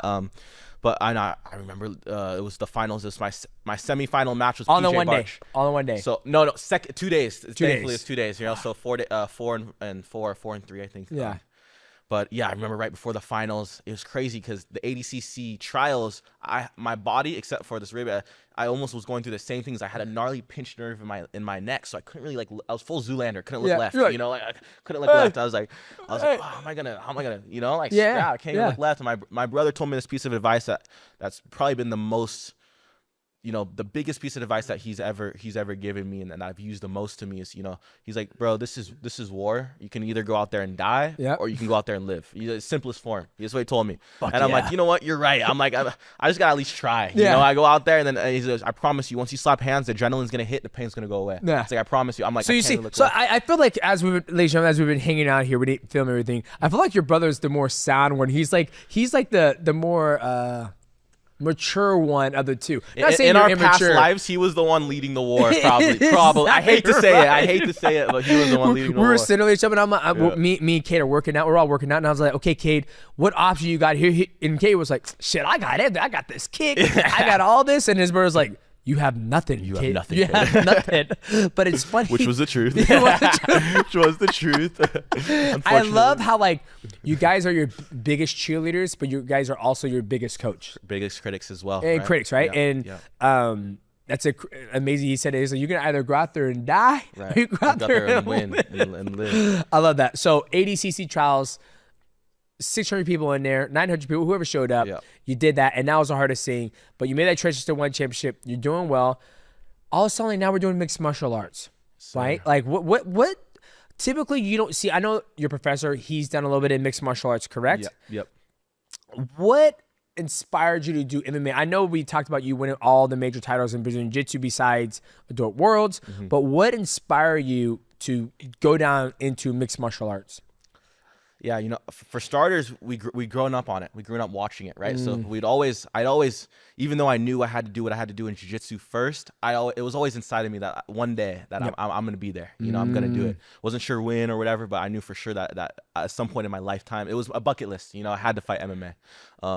And as of the last couple of years, that urge has just been growing so much more and more. And I think I love jiu-jitsu with all my heart. I've been doing jiu-jitsu my entire life. It's nothing will ever take that away from me. But it's not. I don't want to say that I'm.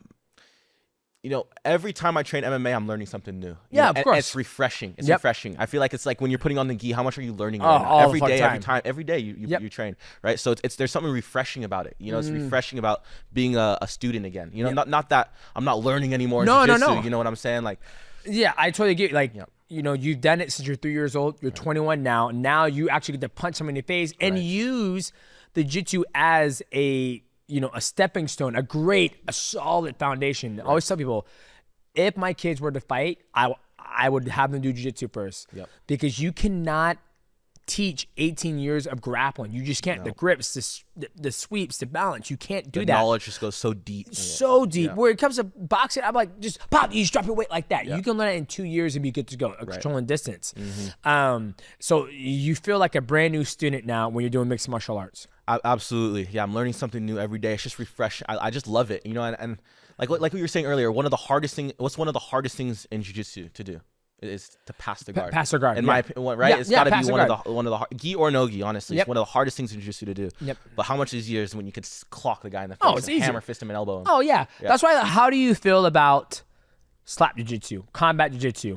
I love it. It's jiu-jitsu and you can slap the hell out of them. I have a belt in it. Yeah, Oh, do you really? I did it. Yeah, I didn't know that. Yeah. It was. I was like 16 when I did it. It's been time. That's fucking wild. You know what's funny too is my finals match was against PJ Barch, the person I fought at ADCC trials, and then again at ADCC. Yeah. For my semi-final match. Yeah. You slapped the shit out of him. That was the only match I didn't really, because it was we were scrambling so much. It was a lot. It was weird. It was like we were getting leg locks again, getting the leg lock exchanges, all those things. I ended up buggy choking. That was the first buggy choke that went viral. That was in the combat setting. But the 2 guys before, I gave someone a black eye, a couple other things. It was well, fun. so you've already had some kind of combat in mixed martial arts. You could say open hand strikes, right? like to a degree. Yeah. Exactly. So you transition very well. Fine. That's why I tell people. Like when I break down a lot of street beef videos, where it's basically random people on the street. They have a beef. Sick. You said my wife's, lobster is disgusting. Yeah. I want to fight you. You go to street beef. They handle it, and you see a lot of people who just fight. And I always tell people, the person who can grapple is always going to win the fight, and you see it all the time. So that's why, as we're talking off camera, like your background in jiu-jitsu is so damn deep. Now, if you're just an average jiu-jitsu player, like, oh yeah, I'm gonna do mixed martial arts. Okay, all right. Let's pump the brakes, okay? Yeah. Let's get some amateur fights. Yes, sir. But you won all the major titles besides Worlds, where you're just gonna be totally fine. So I think it's a good time to do it. But I was shocked to see you make that transition, and I was like, what piqued that, I guess you could say, bug to go do it? I think I honestly think. I've fought so many times for free with my brother. Like honestly, like you want to get paid now. I want to get paid for it. Like honestly, on a real note, like there's been, people are getting paid for bare knuckle. My brother did that countless times for free. You know what I mean, at the house. So like, I love fighting. I'm a fighter. My brother says it all the time. Like I know my brother loves fighting too, but this is the main difference between us, right? This is the main. It's kind of hard to put in the words, but like if we're here on the street, whatever, and someone says some shit to Ty, hey bro, you look stupid, whatever, right? Ty's like, oh, whatever. I'm immediately, what, you know what I mean? I don't know why. I'm nice, I'm really cool, I'm mellow until like the switch gets flipped, and then like I had that that. After hanging out with you guys today, I feel like it would be the opposite. Right. We're sitting there eating stuff with Ty. He goes, "No, dog, that's not. Like ain't happening." And you're like, "That's okay, man. Don't worry about it." I'm like, "Okay, this one is the more aggressive one. You're more passive." You flip the script like, "Nah, Ty's more chill. I'm the bull." Honestly, you could ask him yourself. I think he'd say the same. Everyone says the same thing. I don't know what it is. When my switch gets flipped, I just see red, So I just think I just love fighting. I really do. I truly love fighting, and I love jiu-jitsu. I just don't feel like it's a fight. It's a match. Gotcha. Jiu-jitsu is a match, and a fight is different. Gotcha. I love fighting. So how's your transition into mixed martial arts? Now you've been doing a lot more. I mean, I've talked to a couple of jiu-jitsu people, and they're like, "Oh, I'm gonna do MMA," and then when they get kicked in the head and they block, they're like, "I got a headache. Fuck this noise." Yeah. How's your training going with jiu-jitsu? I worked with your coach today. Absolutely amazing. Tyler is his name. Yes. Absolutely amazing. Tyler is. Shout out Classic Fight Team, Tyler Wombles, and then also been working a lot with Eric Paulson as well up north. Another legend. Legend. Yep. How's your transition going into mixed martial arts? I like to think well. I like to think pretty good. I would agree on that. No, I think the main thing is I feel comfortable in my sparring rounds and all of my live goes. I'm not very fearful. That's one thing I think that's it could be a pro, it could be a con, right? But that's one thing. I have a lot of heart, and I'm not very very scared of a lot of things. So I as far as that note goes, without diving too deep, I like to think it's going pretty well. Gotcha. I think my coaches are stoked. I think my family and everyone's happy with the progress. So I'm stoked. What's been the hardest transition you had to make? Like for me, coming from a wrestling background, mine was turtling, right? Because I came from a wrestling background, and in wrestling, you don't want to go to your back. Right. You want to go to your stomach. Yep. You go to your stomach in jiu-jitsu, you get choked out. So for you, coming from a jiu-jitsu background, now you're striking. You can't use jiu-jitsu until it gets to the ground, right? Granted, you have amazing sweeps, you get a clinch game. What's been the hardest transition for you going from jiu-jitsu to MMA? Honestly, I think the hardest thing was the the cardio on my legs. In a sense. It's kind of like the last thing you expect, honestly. You know, like I'll go for all day in jiu-jitsu, hour straight, whatever. But it's a different. The hopping is different. The calf muscles, you know, it's all that was something I didn't have built up in jiu-jitsu because you're not you're not letting your feet all the time. off and on. It's like you're heavier set on each step, right? So just the footwork and things like that just took time for I feel like the cardio. You know, that was one of the biggest.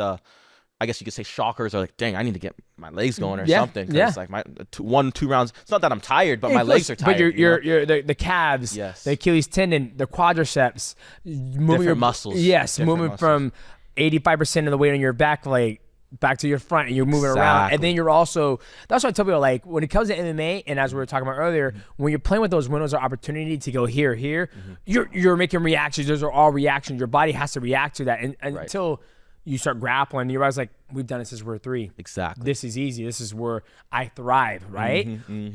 Interesting. That's the first time I heard somebody say, man, my calves, they hurt. Right? No, I promise you, that was it. I felt like cardio-wise, I'd go another 100 rounds, but like my calves were just tired before everything else. So I think that was the first thing, probably. Well, here's the funny thing. My producer, he went to Thailand. He was out there looking for lady boys. Sorry, Michael. But he just blew you out, Michael. He was out there and he did a boxing match. Okay. And then after the boxing match, he goes, God, my calves and my Achilles tendons hurt super bad. Right. And he was doing 3 rounds and it was 1 minute, but he's never, it was his first time he ever boxed. He wrestled before. No way. But he said the exact same thing. He said, my calves and my Achilles were shot. So, you know, I think it's like you said, it's that you haven't built up that muscle in that area. And you think about too, it's also the first thing that goes. Jamal Hill blew his Achilles tendon. Tim Welch, Sean O'Malley's coach, blew his Achilles tendon. So I think it's a very interesting thing to hear that was the thing that was the hardest transition for you for the cardio with the feet. It's crazy how every sport has its own cardio or its own muscles that it uses. Even gi and no-gi jiu-jitsu are completely different, and like the forearms, the grip strength, everything. You know, you take I've taken world champion jiu-jitsu guys, you know, take them surfing, and within 15 minutes, they're done. They can't even continue. Their arms are just like, bro, my arms are just, and I'm like, really? I'm over here hours in. Just get started. 2 hours in the session, right? I forget though, you know, just different muscles being used, and it's like every sport has, you know, different muscles that get accustomed to their, you know, the patterns, right? So absolutely. So, okay. We're in one championship. I want to talk about a very big thing in the jiu-jitsu community. Steroids. Okay, steroids. So for me, coming from a mixed martial arts background, it's absolutely banned. Obviously, there was a point in time in MMA where steroids was the thing to do, right? Like when you're fighting in Japan, you know, it's legal. There was no USADA. Now in Brazilian Jiu-Jitsu, I hear there's so many athletes on steroids. Some athletes are open about it. Some athletes aren't open about it. For me, what is your stance on it? Do you think, you know, I hear Mikey Misimichi, he's a big advocate of like, no, I'm clean. Look at my test. What's your stance on steroids in jiu-jitsu? Not just, you know, ADCC. You can do whatever the fuck you want. They're like, we want to see what the human body can do. Just go. Just go. What is your stance on this?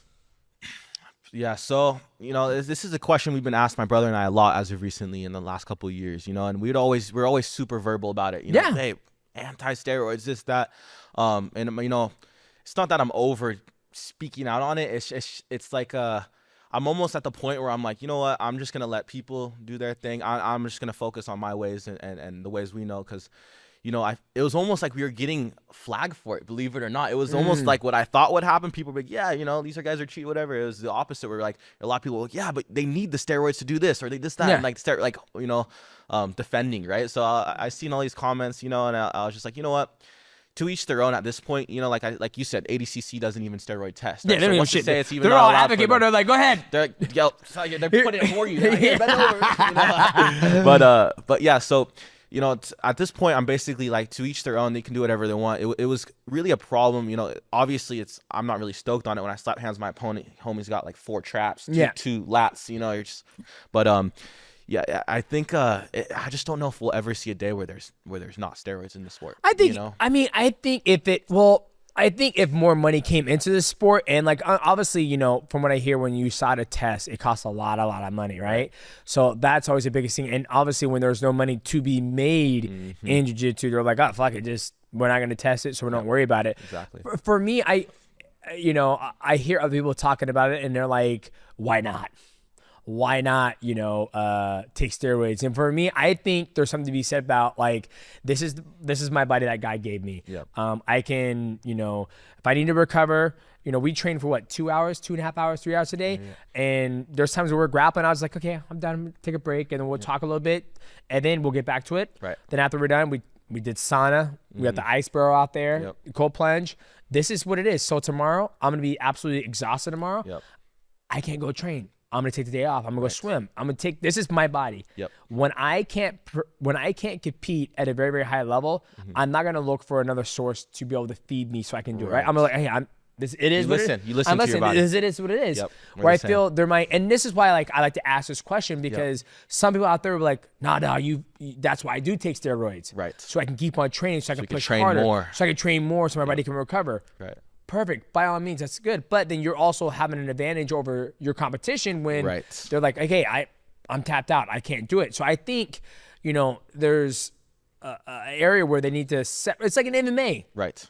The one I always laugh was like, you could have killed somebody if you were on steroids. I'm like, how is he going to kill? I've never understood that. Yeah. But I fought a guy who was on EPO. Yep. And we watched tape and we were like, hey, he gets tired. This motherfucker never got tired. And I beat the shit out of him. Right. And I remember this point in the fight, I was just beating him up and I was like, I'm done. I'm not going to knee you anymore. You're not going to get knocked out. Like something's not right here.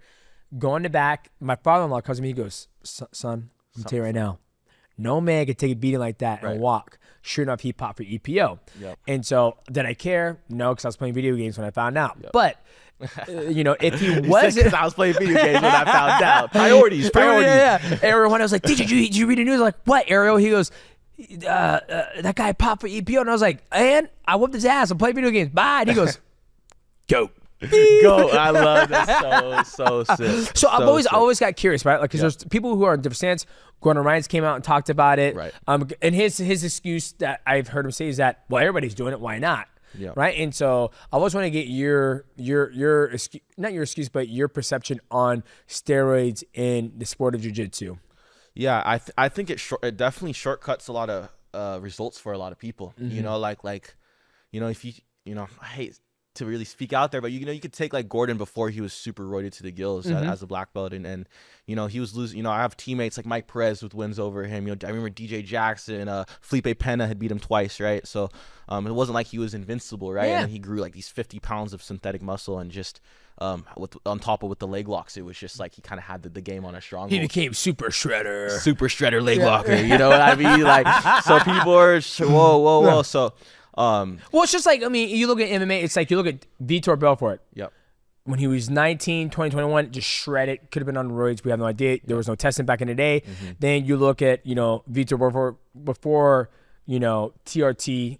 And then you look at, Vitor Belfort when he jumped on TRT, he was superhuman. Then you look at Vitor Belfort off TRT, and it's like not even the same specimen. Polar opposite almost, right? Polar opposite, right? Like, don't get me wrong, there are people out there who are genetic freaks, right? Like, it's not my fault that I'm 37. Like, people are like, you need to be competing with the adults who were 18. I was like, one, I hardly train. Yeah. And two, it's not my fault that I'm fucking... Actually, it is. I've done 3 gi competitions. You're like, relax. No, but I'm like, I worked my ass off to be 37 and still athletic and keep up with people. People think it's just... It just happens, right? Happens, yeah. But everybody else who's 37 can do the exact same fucking thing. Yep. I am reaping the benefits of healthy lifestyle, training my whole entire life, drinking water, not getting high, not drinking. I do get high and I do drink alcohol, but I'm reaping the benefits. So I get to go with 37. And one day I do want to compete in a adult level black belt because it's 10 minutes. I want to experience that, right? I want to like, hey, what is it like? But I always tell myself, I was like, hey, if you're 37, you're juicing. Sounds good. If you're fucking 19 or 20 years old and you're juicing, what the fuck you need juice for? You got your testosterone is the highest level right now. I'm so glad. So that's basically the way we really feel about it. It's like if like you're older, masters, Makes whatever. Sense. You guys do you. And we were getting a lot of comments from those guys. Those guys talking the crap to us about, it's like, hey, you guys don't know what it is. I'm like, no, I'm not talking to you guys. Like, I'm talking about my competitor across the room from me. Like, it's like, it's one thing for the older guy, I don't care, but it's like when these next generation, and what happens is, the influence of steroids and it's so massive in jiu-jitsu, especially particular in jiu-jitsu, because there was never testing. Yeah. Right. So the presence is so massive, and the influence is, the kids are doing it younger and younger and younger and younger and younger. And, like, for example, like last year, 2 years ago, how old is Mika? I think 17 or something when he got caught. Right. Yeah. And definitely he was on it. Talk about the guy you fought on EP. I remember my brother had a match with him for 30 straight minutes. And when we do this outside passing system, we burn people's. I mean, there's no one in the world that's ever been able to hold to keep themselves together for over 10 minutes when we're doing this. No one ever. And for 30 minutes he did it. For 30 straight minutes, and he's keeping it. I just don't understand it. What the fuck? I really don't understand it. That's how obviously it's something. You know what I mean? It's something outside of technique. So it's just, that's the real problem when I see it happening younger and younger and younger. And that's honestly the reason why my brother and I started speaking out on it. It wasn't because I wanted everybody to be clean, the masters, everybody. It was that, at least for like, I genuinely don't believe that jiu-jitsu is going to be completely steroid free. Yeah. If it is, it's going to be way down the line. You know what I mean? And until that point, my brothers and I's goal was to just, at least try to like motivate the next generation. Absolutely. At least encourage them that they don't need it. Yep. They don't need it. And then, because I've seen it happen so many times, and so many different gyms, you need it. You want to become the best, you need it. Well, I think the reason why they probably think they need it is because you look at the workload of a jiu-jitsu athlete, right? Like, if you compete, how many tournaments are there in a year in jiu-jitsu at the high level? I mean, there are a lot. Like, you have the opens everywhere: Open Chicago, Open Denver, Open Orange County. Then you also have countless. Then you have just the Grand Slam portion of it, right? The Pans, the Worlds, the Euros, and it's every 2 months, every month or whatever. And some of these guys are also doing the regular, and then they're also doing the open weight class. They're also doing Nogi on top of that, and Nogi on top of that. And so the workload of a jiu-jitsu athlete is way more. You're always in camp. Right? Eventually, your body is going to break down. Right. It's just natural, human. It's the natural thing. It's just what happens. It's like a fucking horse. If you had a racing horse, you can imagine him running every fucking weekend. Hard, right? He can. Is he going to perform? Probably not. That performance is going to It's going to dwindle. Just like, that's why we have recovery. We have natural ways to recover. Take time off. Hey, that's one of my brothers and I's biggest things is we've always been huge believers in not overtraining. Yeah. I see it happen all the time in the gym where guys in there 3 times a day. Yeah. And you just see their motivation is just completely gone. Yeah. There's no will. There's no will to win. There's no will to be there. Yep. And that's a dangerous feeling, because once you feel that, there's your progression is just shot. Yeah. And so that's why I think like it's so common. Like I said, I just got to the party. I'm here. I'm drinking the hors d'oeuvres. I'm not drinking. I'm having appetizers. I'm getting my first drink. And so I'm trying to learn the culture. Where does it come from? And as I sit back and I look, and I'm like, dude. Like, I do one tournament and I'm fucking spent. And I've been fighting my whole entire life. Granted, it's a different system of fighting MMA, going to jiu-jitsu when you had 6 matches or even 8, depending on if you're doing open. But I'm like, how in the fuck are these guys still able to do it? And that's why I think, like, in order for my body to get ready for the next one, it's not like they get done with their tournament and they go home and then they just chill for 2 to 3 weeks. They're like, I get back in the gym, work on my grip. Because that might be me. That might be my brother and I. But but you're right. You were like, you get that new PS5. He goes, I did, man. Come on. But you see the workload that they have to do. Absolutely. Right? And that's why I think it kind of introduces that. Like, how can I keep this high rate of, 1, competition looking good, and 2, not let my body break down on me. So with that, what do you guys do for recovery? Like, obviously we did the sauna. You guys do ice. What are your favorite things you do when it comes to recovery? We just listen to our bodies, honestly. That's our main thing. If we're really feeling it, we take our rest. We're really big believers in rest, and I mean, we're not just sitting at home all day doing nothing. Just things that we can do, surfing, whatever, just stay active. But obviously, my chiropractor is my savior. He does a little bit of everything. Shout out Dr. G. He's the man. Dr. G. My brother and I both really live in there basically when we're really feeling it. But other than that, I think just not overtraining is honestly, we've been very blessed with injuries and things like that where like, we listen to our bodies. We know And again, I think it's because we've been in the sport our entire life. You know what I mean? But we know when we really need to. You know, it's like when you're sore, when you're tired, when you're feeling your injuries. Sometimes training is counterproductive. Yeah, I hate to say 1,000%. it, but it is. really is. You know, so we understand those moments, and I think that's what we're good at, is identifying when it would be an unproductive time or not. Gotcha. You gotta listen. So do you do sauna? Do you do ice bear? Like for me, like after I get done. Like I usually lift 1 day a week, train 3 days a week, long days. I'm pretty much the smallest guy in my gym. So I'm going with my professor. He's 190. He's like 187, 195. 15 years in national level judo, Brazilian jiu-jitsu his whole life. He's just a fucking monster. Animal. He's tearing me up. Then I'm going with other black belts and they're just way bigger than me. So after I'm done, I go home. I jump in the ice bear. I jump in the sauna. Have the wife warm it up. Gets like 165, 170. It's very tight. It's like a very small little two-person or whatever. Yeah, little two-person. So it's way more hotter than what it says. Do that for 25 minutes. Jump in the ice bear for 5 minutes. Go upstairs. Drink a beer. And then I shot. Then it's a good fucking time. I'm like, what needs to be done today, babe? You know, that's like kind of how I recover. So you guys just take day off. Just try to be active. No sauna, no ice bear. Just chill, I love the sauna. I'll hop in the sauna. I don't know how much it does on a recovery standpoint, but I'll tell you what. One thing my brother and I cannot do is the ice. I don't know. Really? I don't know what it is. I don't know what I'm swear when it comes we consider ourselves to be so mentally strong and just whatever it is, we will fight for an hour straight, whatever. You know, we're very mentally strong. But when it comes up to cold and to ice, it's obvious that our ancestors did not spend any time in the cold. You sound like Andrew Tate right now. I don't know what it is. I really don't know what is that. Was he the same or what? Yeah, he goes, how about white people? They think it's so cool to go swim with sharks and jump in the cold. Oh, I'm a fighter. I'm cold. He goes, fuck that. I'm black. I don't sit in it. I'm in a hot tub. And so when you said that, I was hilarious. Like our ancestor. I was like, Andrew Tate. No, but I hate to admit it, but it's the truth. I don't know what it is.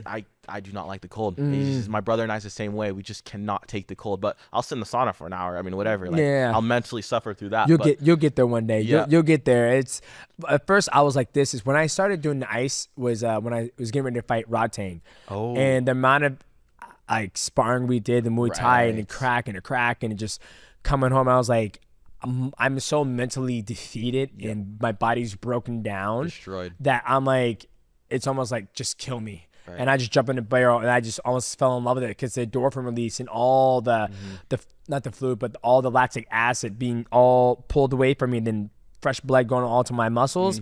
It just like I just fell in love with it. And now like I crave it where it's like you can't go back. I can't go back where I'm like I need an ice barrel. Like I'll work out, sweat, and then I'll jump in it and I'm like, oh, this is amazing. And then I'm like, I get in and I'm like, temper my body. And I said that I was like, I wish I could just skip to the part where I'm like, where I need it. I cannot have, because I cannot push through that little. I fucking love that breaking point. Okay. I don't know what it is. So when to take the time off for your body. Okay, so you got this big fight coming up against Blake Cooper. So you get through him, regardless you win or lose. Are we going to see you back in the gi? Absolutely. I really wanted to do it this year, the gi worlds this year. And I had done that gi super fight, not even realizing that I wasn't going to get any points for it because you need to qualify for a black belt, right? So I don't know why. I just, I was all locked in with everything, no gi super fights, MMA, this, that. I did that gi super fight. I did an open. I was thinking I have enough points, but I didn't have all the points that I needed, right? And I could have done a last minute tournament to get more points, but I was like, I'm putting on the gloves, I love how IBJJF, they don't hold any fucking specialty. It's like, dude, you ain't got points. That's it. It's like, I'm sorry. I admire that. That's pretty legit. Honestly, they hold. We tested it. I was like, please, like I beat the number 4 guy in my division. Like, let me in. But no, they hold to their word. So I guess next year, that's what makes it so prestigious, in my opinion. That's what makes it so prestigious because it's once a year. Every black belt wants to win it. I remember Lucas just won his, right? And he was like, I finally got all the major titles. I can retire now at the highest level of competition. And now he's competing at Masters 1 now. Pinheiro, right? Pinheiro. Shout out Lucas. I love watching his match against Meow at Euros. That's right. Euros. It was good. He beat him, but classic. It was good. So you mentioned super fights. You got another fight already booked up after this fight with Blake, your MMA debut. That's right. You're having a super fight with Mikey Misimichi. He's coming up to your division. Yep. Is he coming up to 170? I doubt he'll come in at 170. Well, no, but he's coming going up to up. my weight. Yes, he's coming to your weight. So what was the process of, that's one thing I always said about like one championship is that, and we talked off the camera about it, is that there isn't a big enough, all the grapplers, they like to compete a lot, Yes, right? yes. So if I was to look at the top 10 in your division in grappling, how many are even actually signed to the division? And like, you go to MMA, you see the champion, this. There, it's almost like you get a match and that guy's gone. Right. He's competing at fucking this competition next week, Yes, right? exactly. How did this match come up? So, this was a match actually that one had pushed a handful of times, right? Or I mean, a couple of times they'd pushed over the match, and I've never I think around 3 times, and I've never declined a matchup ever in my lifetime, right? So every matchup that's ever been gifted to me, I've always accepted it, and it wasn't that I really, to be honest with you, it wasn't that I wanted to fight Mikey. No, I know, competitor, right? I know you're all beating all these big guys. You're like, where the fuck is that? Where's the flyweight? No. But no, it definitely wasn't anything like that.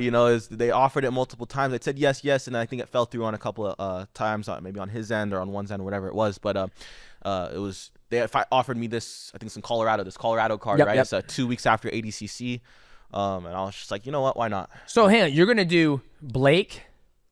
ADCC, and then Mikey. Exactly. You see what I mean? The workload that you guys do, right, is you're going to have an MMA fight. First MMA fight. Go to ADCC. You might have, 8 matches? 9? No, ADCC, so 16-man bracket will be 4 fights. Gotcha. So this is the finals, right? Yeah, this is the main show every 2 years. This is in Vegas. Exactly. Gotcha. It'll be not Thomas and Mack. It was at T-Mobile Arena. Yeah, we're going to go to that, but I think I go to Toronto. But if I don't, I'll go watch you. Let's go.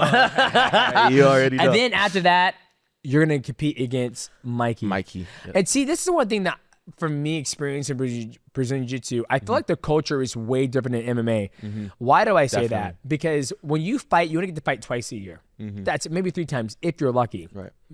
Usually it's 1 or 2.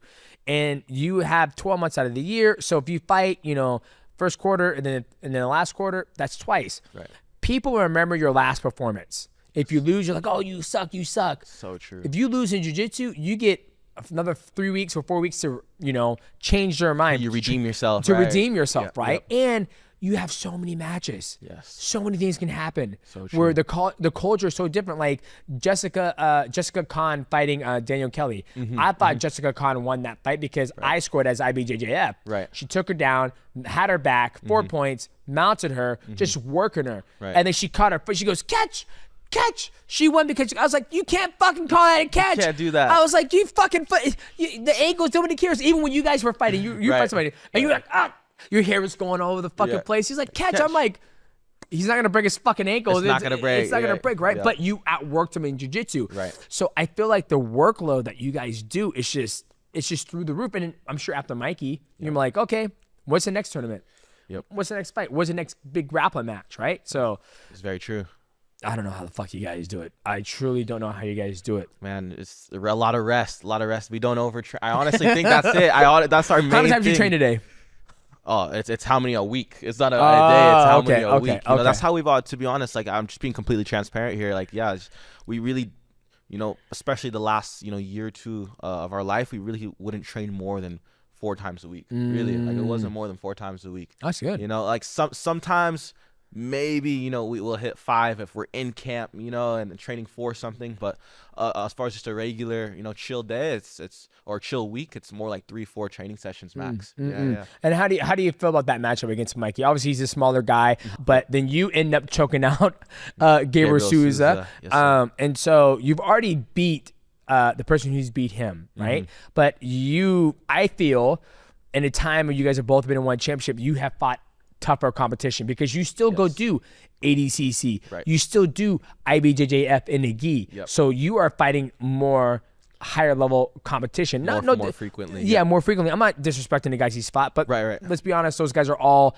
MMA guys. He did fight a couple of jiu-jitsu guys. Right. He fought that Samo guy. We'll never see him again because his whole fucking leg got destroyed. Well, prayers out to that man. Yeah. Prayers out to that man. Yeah, absolutely. So how you feel about this matchup?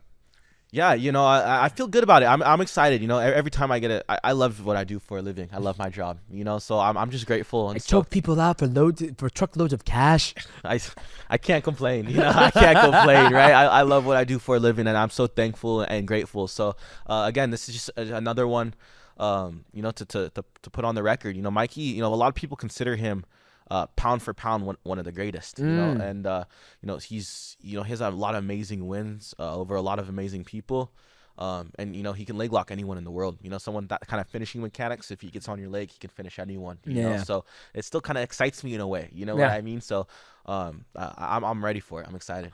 You're gonna get a hold of me like, you're not strong at all. I've been fighting juice guys, and you're like, I got a hold of you. It definitely feel a lot different. I would say the one thing that impressed me when I was training with you is that your athleticism and the way your body moves, and like the thing we talked about how you did, and I was like, you are completely turning away from me, and you're using a leverage against me, and it was able to get you out. Granted, you're bigger than me, but I did the same thing to your brother. I tried on your brother, and I was like, wow, it's very unique. Like there's just different levels of grappling, right? Like when you've been grappling since 3 years old, now you're 21, and you do another 20. It's like you're like masters for it. I'm like, fuck. So honestly, I feel like that's why I'm so excited also to show what I can do in MMA, you know, because I, you know, in the most humble way possible, I genuinely believe that, you know, MMA hasn't had a level of my grappling, a level of my jiu-jitsu if ever. Not in today's age. Right. If you go back a while ago when Bibiano jumped on the scene, when Jacare jumped on the scene, Damian Maia jumped on the scene, they were destroying people just with that grappling. Then they got better with their hands. And then the MMA caught up to them. Exactly. And they started having problems. But now you are that new guard of, here's a pure Brazilian Jiu-Jitsu guy coming into mixed martial arts. Your sweeps are great. Your Jiu-Jitsu is absolutely amazing. I don't think you have a hard time, and I'm super excited to see you compete. Not just MMA, but also IBJJF. Only when you have the fucking gi on. In the gi. But I'm doing it just for you. Just for you, DJ. But since you know we hung out, you're pretty cool. I'll watch ADCC, even though it's no gi. And then obviously the Mikey match. So Kade, this is your opportunity to tell people where they can find you, what you got coming up. Give a shout out to your sponsors. Absolutely. The floor is yours, brother. Thank you so much. Yeah, so you guys can catch us joint account with my brother and I on Instagram, Ruotolo Brothers Jiu-Jitsu. Shout out to the coaches real quick, Eric Paulson and Tyler Wombles. Again, super happy. Thank you guys so much.